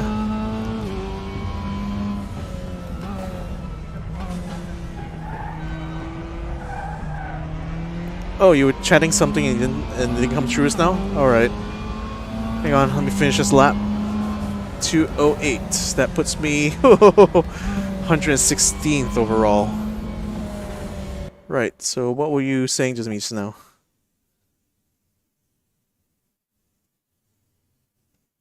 Alright, so you were saying track rating, it's track ratings and reputation. So skill level and reputation that it ranks for the rank system again. Camber and leaning in the corners, sometimes fighting off camber is something that Sepang's a little sparse on. Yeah, that's fair. This track doesn't have many drafting battles though. I didn't really see like any... There's like really long downhill sections, but yeah. Hope to see you in ranked, mate. Alright, sure, I'll one of these days. I think chat broke. Yeah, so now I'm reading off of like my OBS right now to see your chat messages. I think I might put a bit of money in this game. It's all my favorite cars, and VR is absolutely incredible. Yeah, if you use in-game currency to stick the buying packs, it'd be relatively cheap. Can get everything currently available for €65. I mean, right now, like, it's got a healthy selection of content, really, so, you know, you're definitely guaranteed to find something you might like in there, but if you're looking for something very specific, like, I think you're gonna be shit out of luck if you're trying to find like good JDM touring cars to play around with, because this game only has like either very old like JDM cars or just only certain types of JDM cars. But for the most part, like it represents a very diverse set of like different racing series. So, like I said, you could definitely find something that you will like. It's just that if you're looking for something specific, then you're probably better off in another game anyway.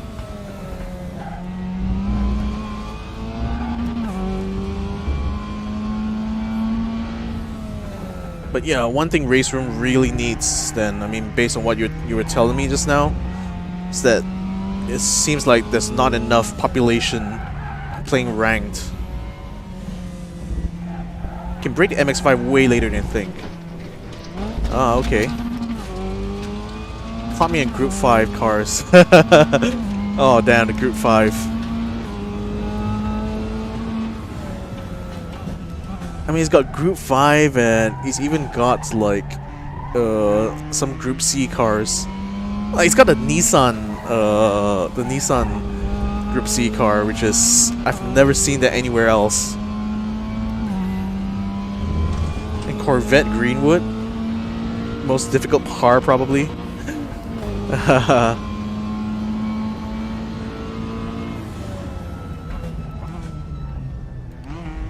So the car rotates on the brakes. How do you... I mean, I'm familiar with the concept of rotating with the throttle. How do you rotate on brakes? Is it like the inverse of like rotating on the throttle?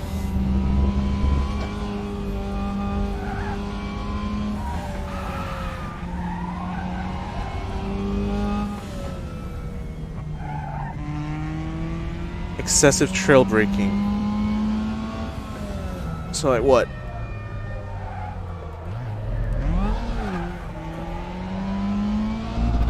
So like even when you're half on the brake, you can still turn in very sharply?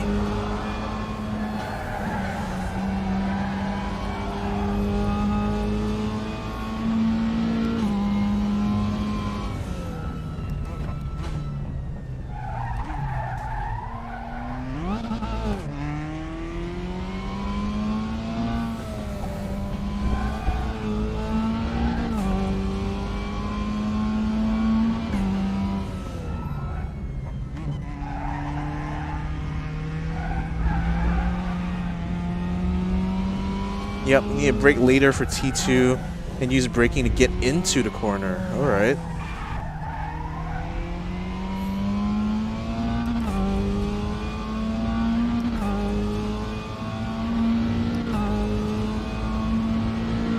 So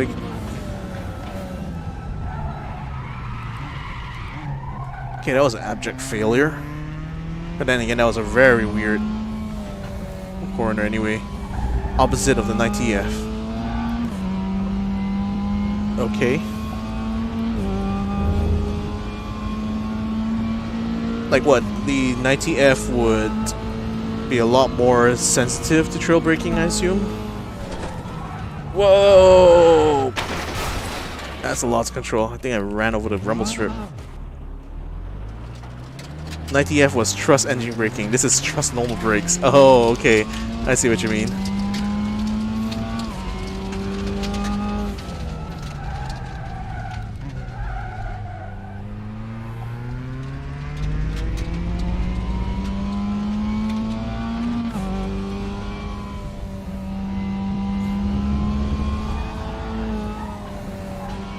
So I guess like with how the 90F is the king of engine braking, MX-5 is like the king of trail braking then?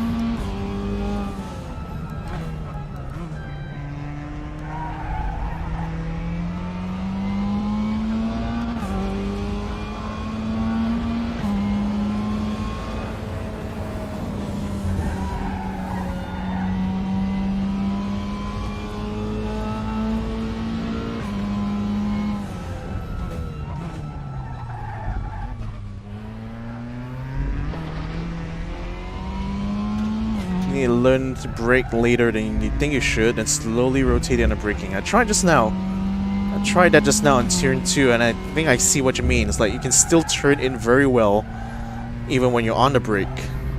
Just like that, yeah? I see, I see. Oh man, this is gonna be something interesting for me to learn then.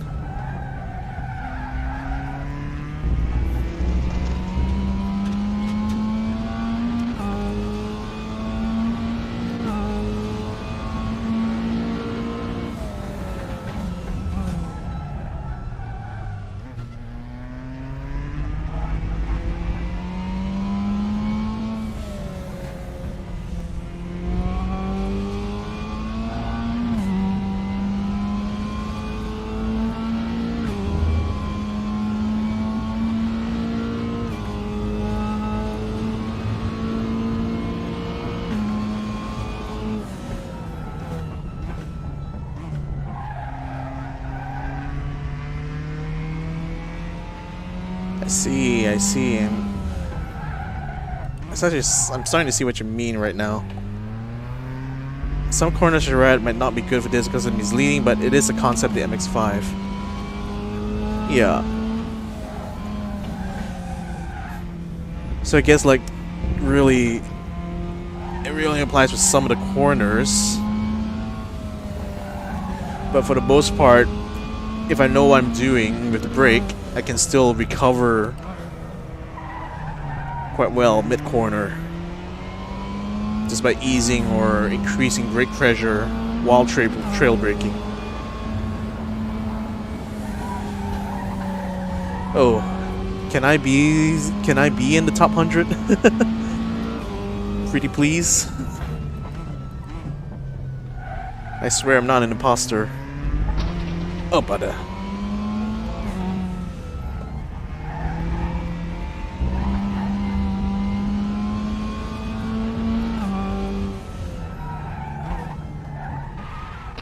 okay, that's definitely a corner where the technique kind of breaks down. But then again, we're going uphill, so I really shouldn't be on the brake that much anyway.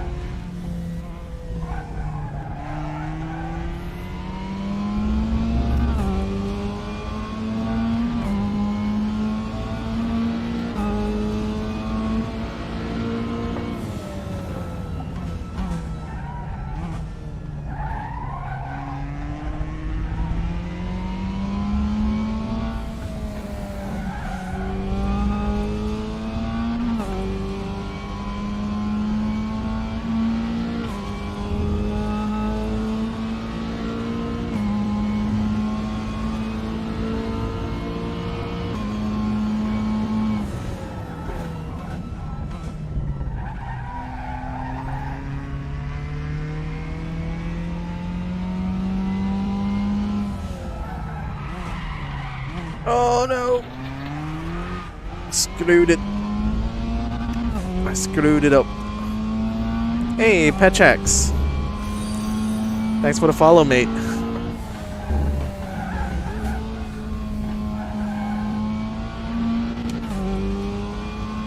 Alright. Cheers, man. Have a good time, too. Hope to catch you next time. The hairpin is misleading. It's dangerous to trail brake through it. Okay. Got it. That's why I like my thing was to kind of trail brake through it. But nope. Okay. That's literally a heartbreaking zone then.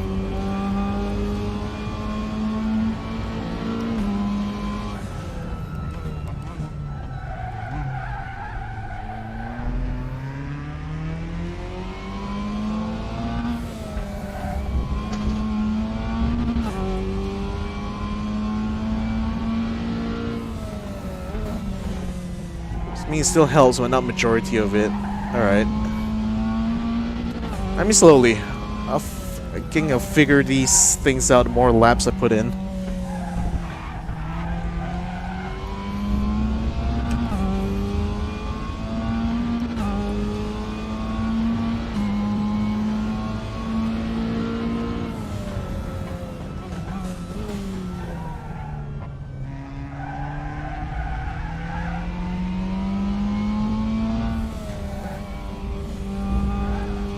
You You will need MX5 or Tata's M4 knowledge again to rank the thing. Alright. So that's another car I got to, like, get to grips with then.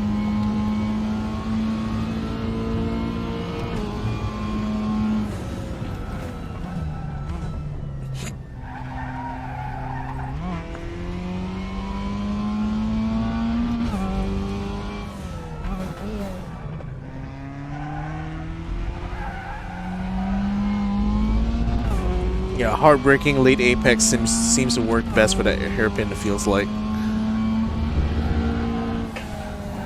Oh.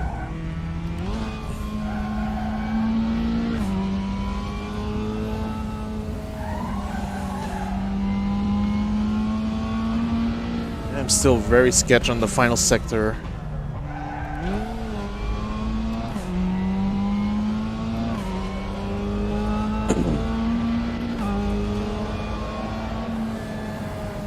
Oh shit, guys, I'm in the top 100. Voila.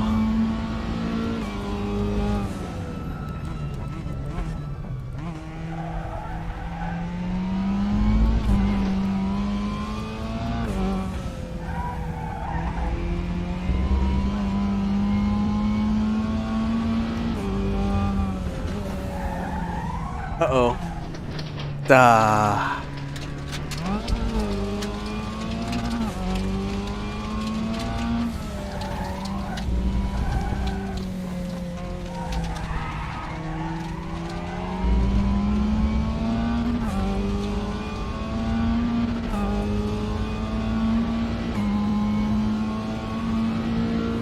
Bring this car to someone with the braking knowledge, it might work well. Yeah, actually, like, there are a lot of places where, like, having good trail braking, especially like first corner, last corner, the Bajaya hairpin. I mean, hell, even like the turns 7 and 8 will benefit a lot from this braking characteristic. I can practically hold the brake, like lightly hold the brake through the entirety of both of those corners.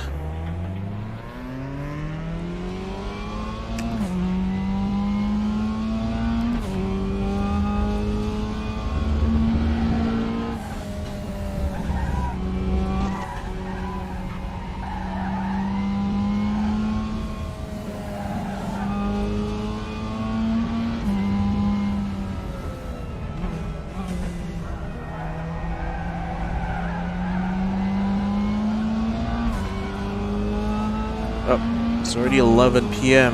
where I'm at the moment. I'm gonna try to set another clean lap, and then probably call it a night.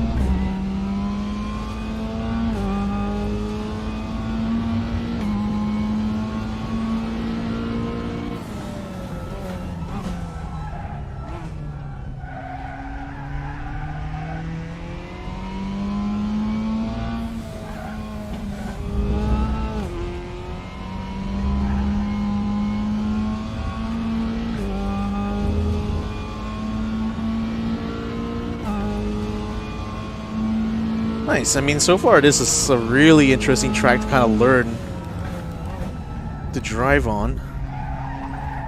Not sure how the racing is like on this.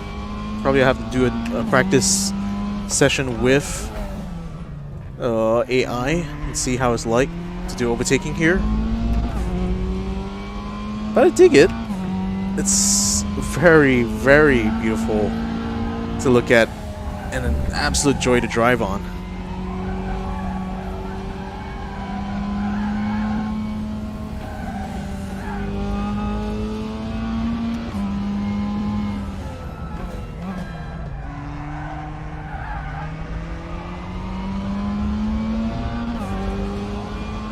Cross the line and 84. Man, I just feel like going for one more lap actually.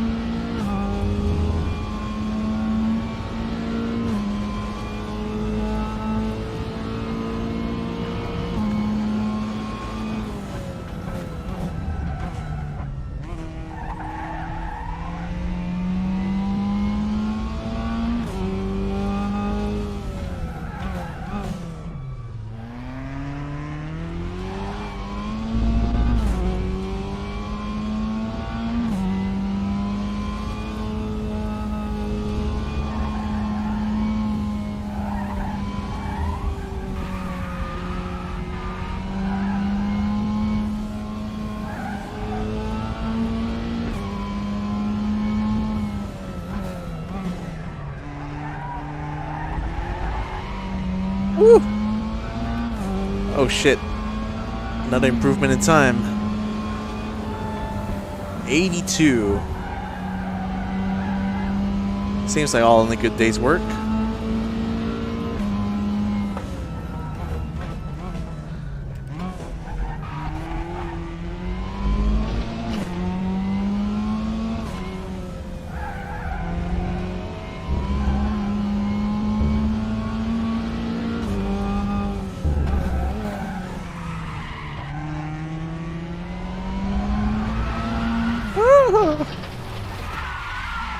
Stop, you're doing too much. I've overdone it.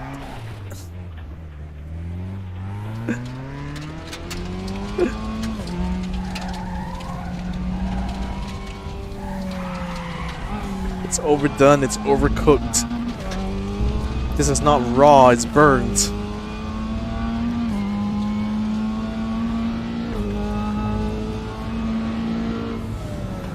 I'll let you know when it's midnight. I'm almost about done anyway, so really this is just the after show now.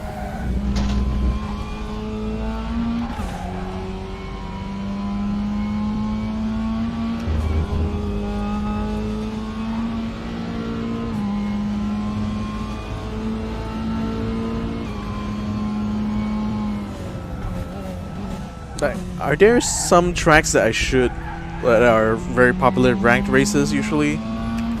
Or is it usually random? Like, are there some tracks that I should pay a little bit more attention to learn before going to ranked?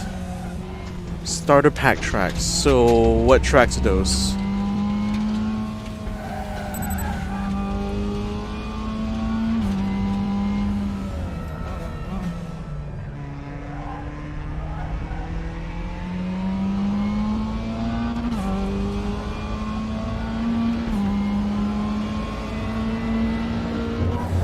Oh, that's too much speed. Great.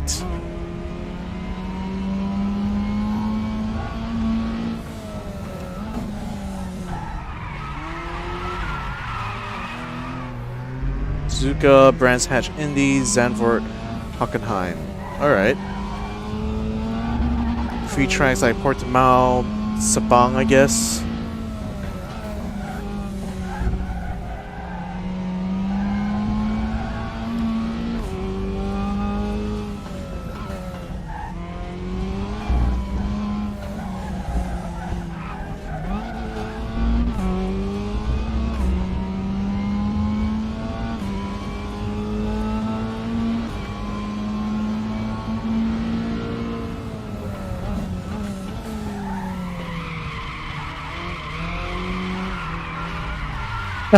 Damn it. Thought I could just drift through that.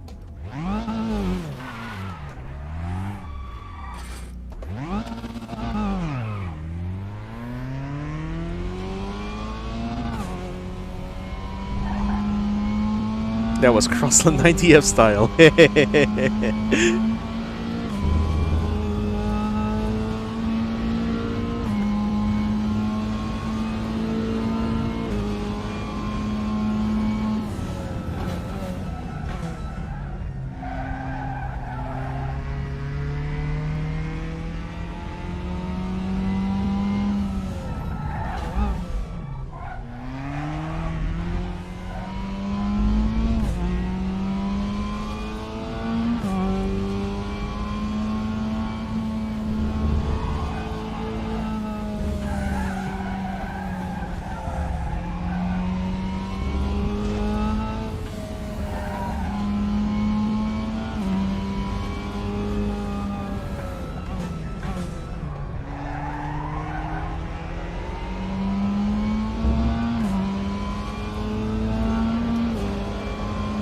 Alright, I think this is gonna be the last lap for me now. Like, actual last lap. It's almost 11:30 here. I'd like to be able to hit the sack for 1 AM today.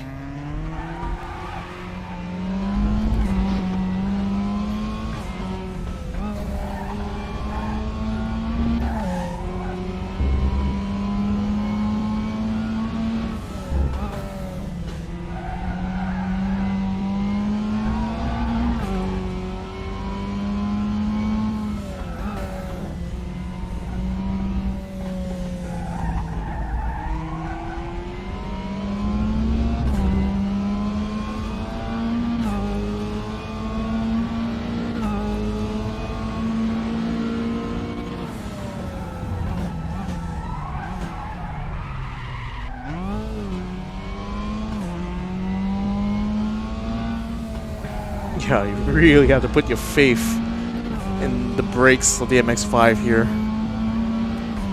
You just got to have faith that like the fronts will not lock up whatsoever.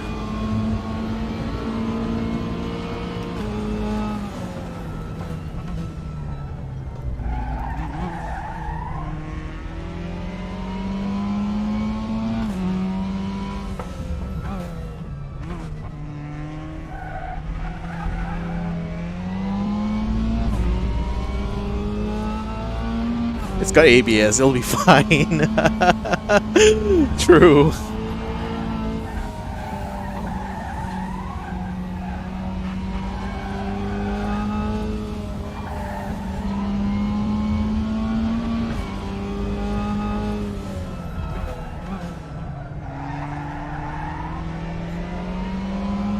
Oh well, that's a lap.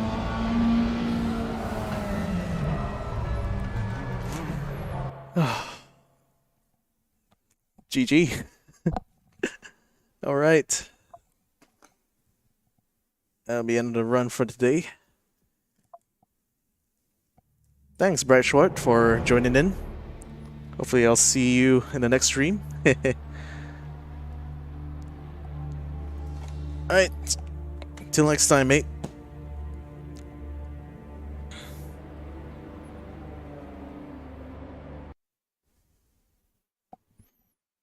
Good night.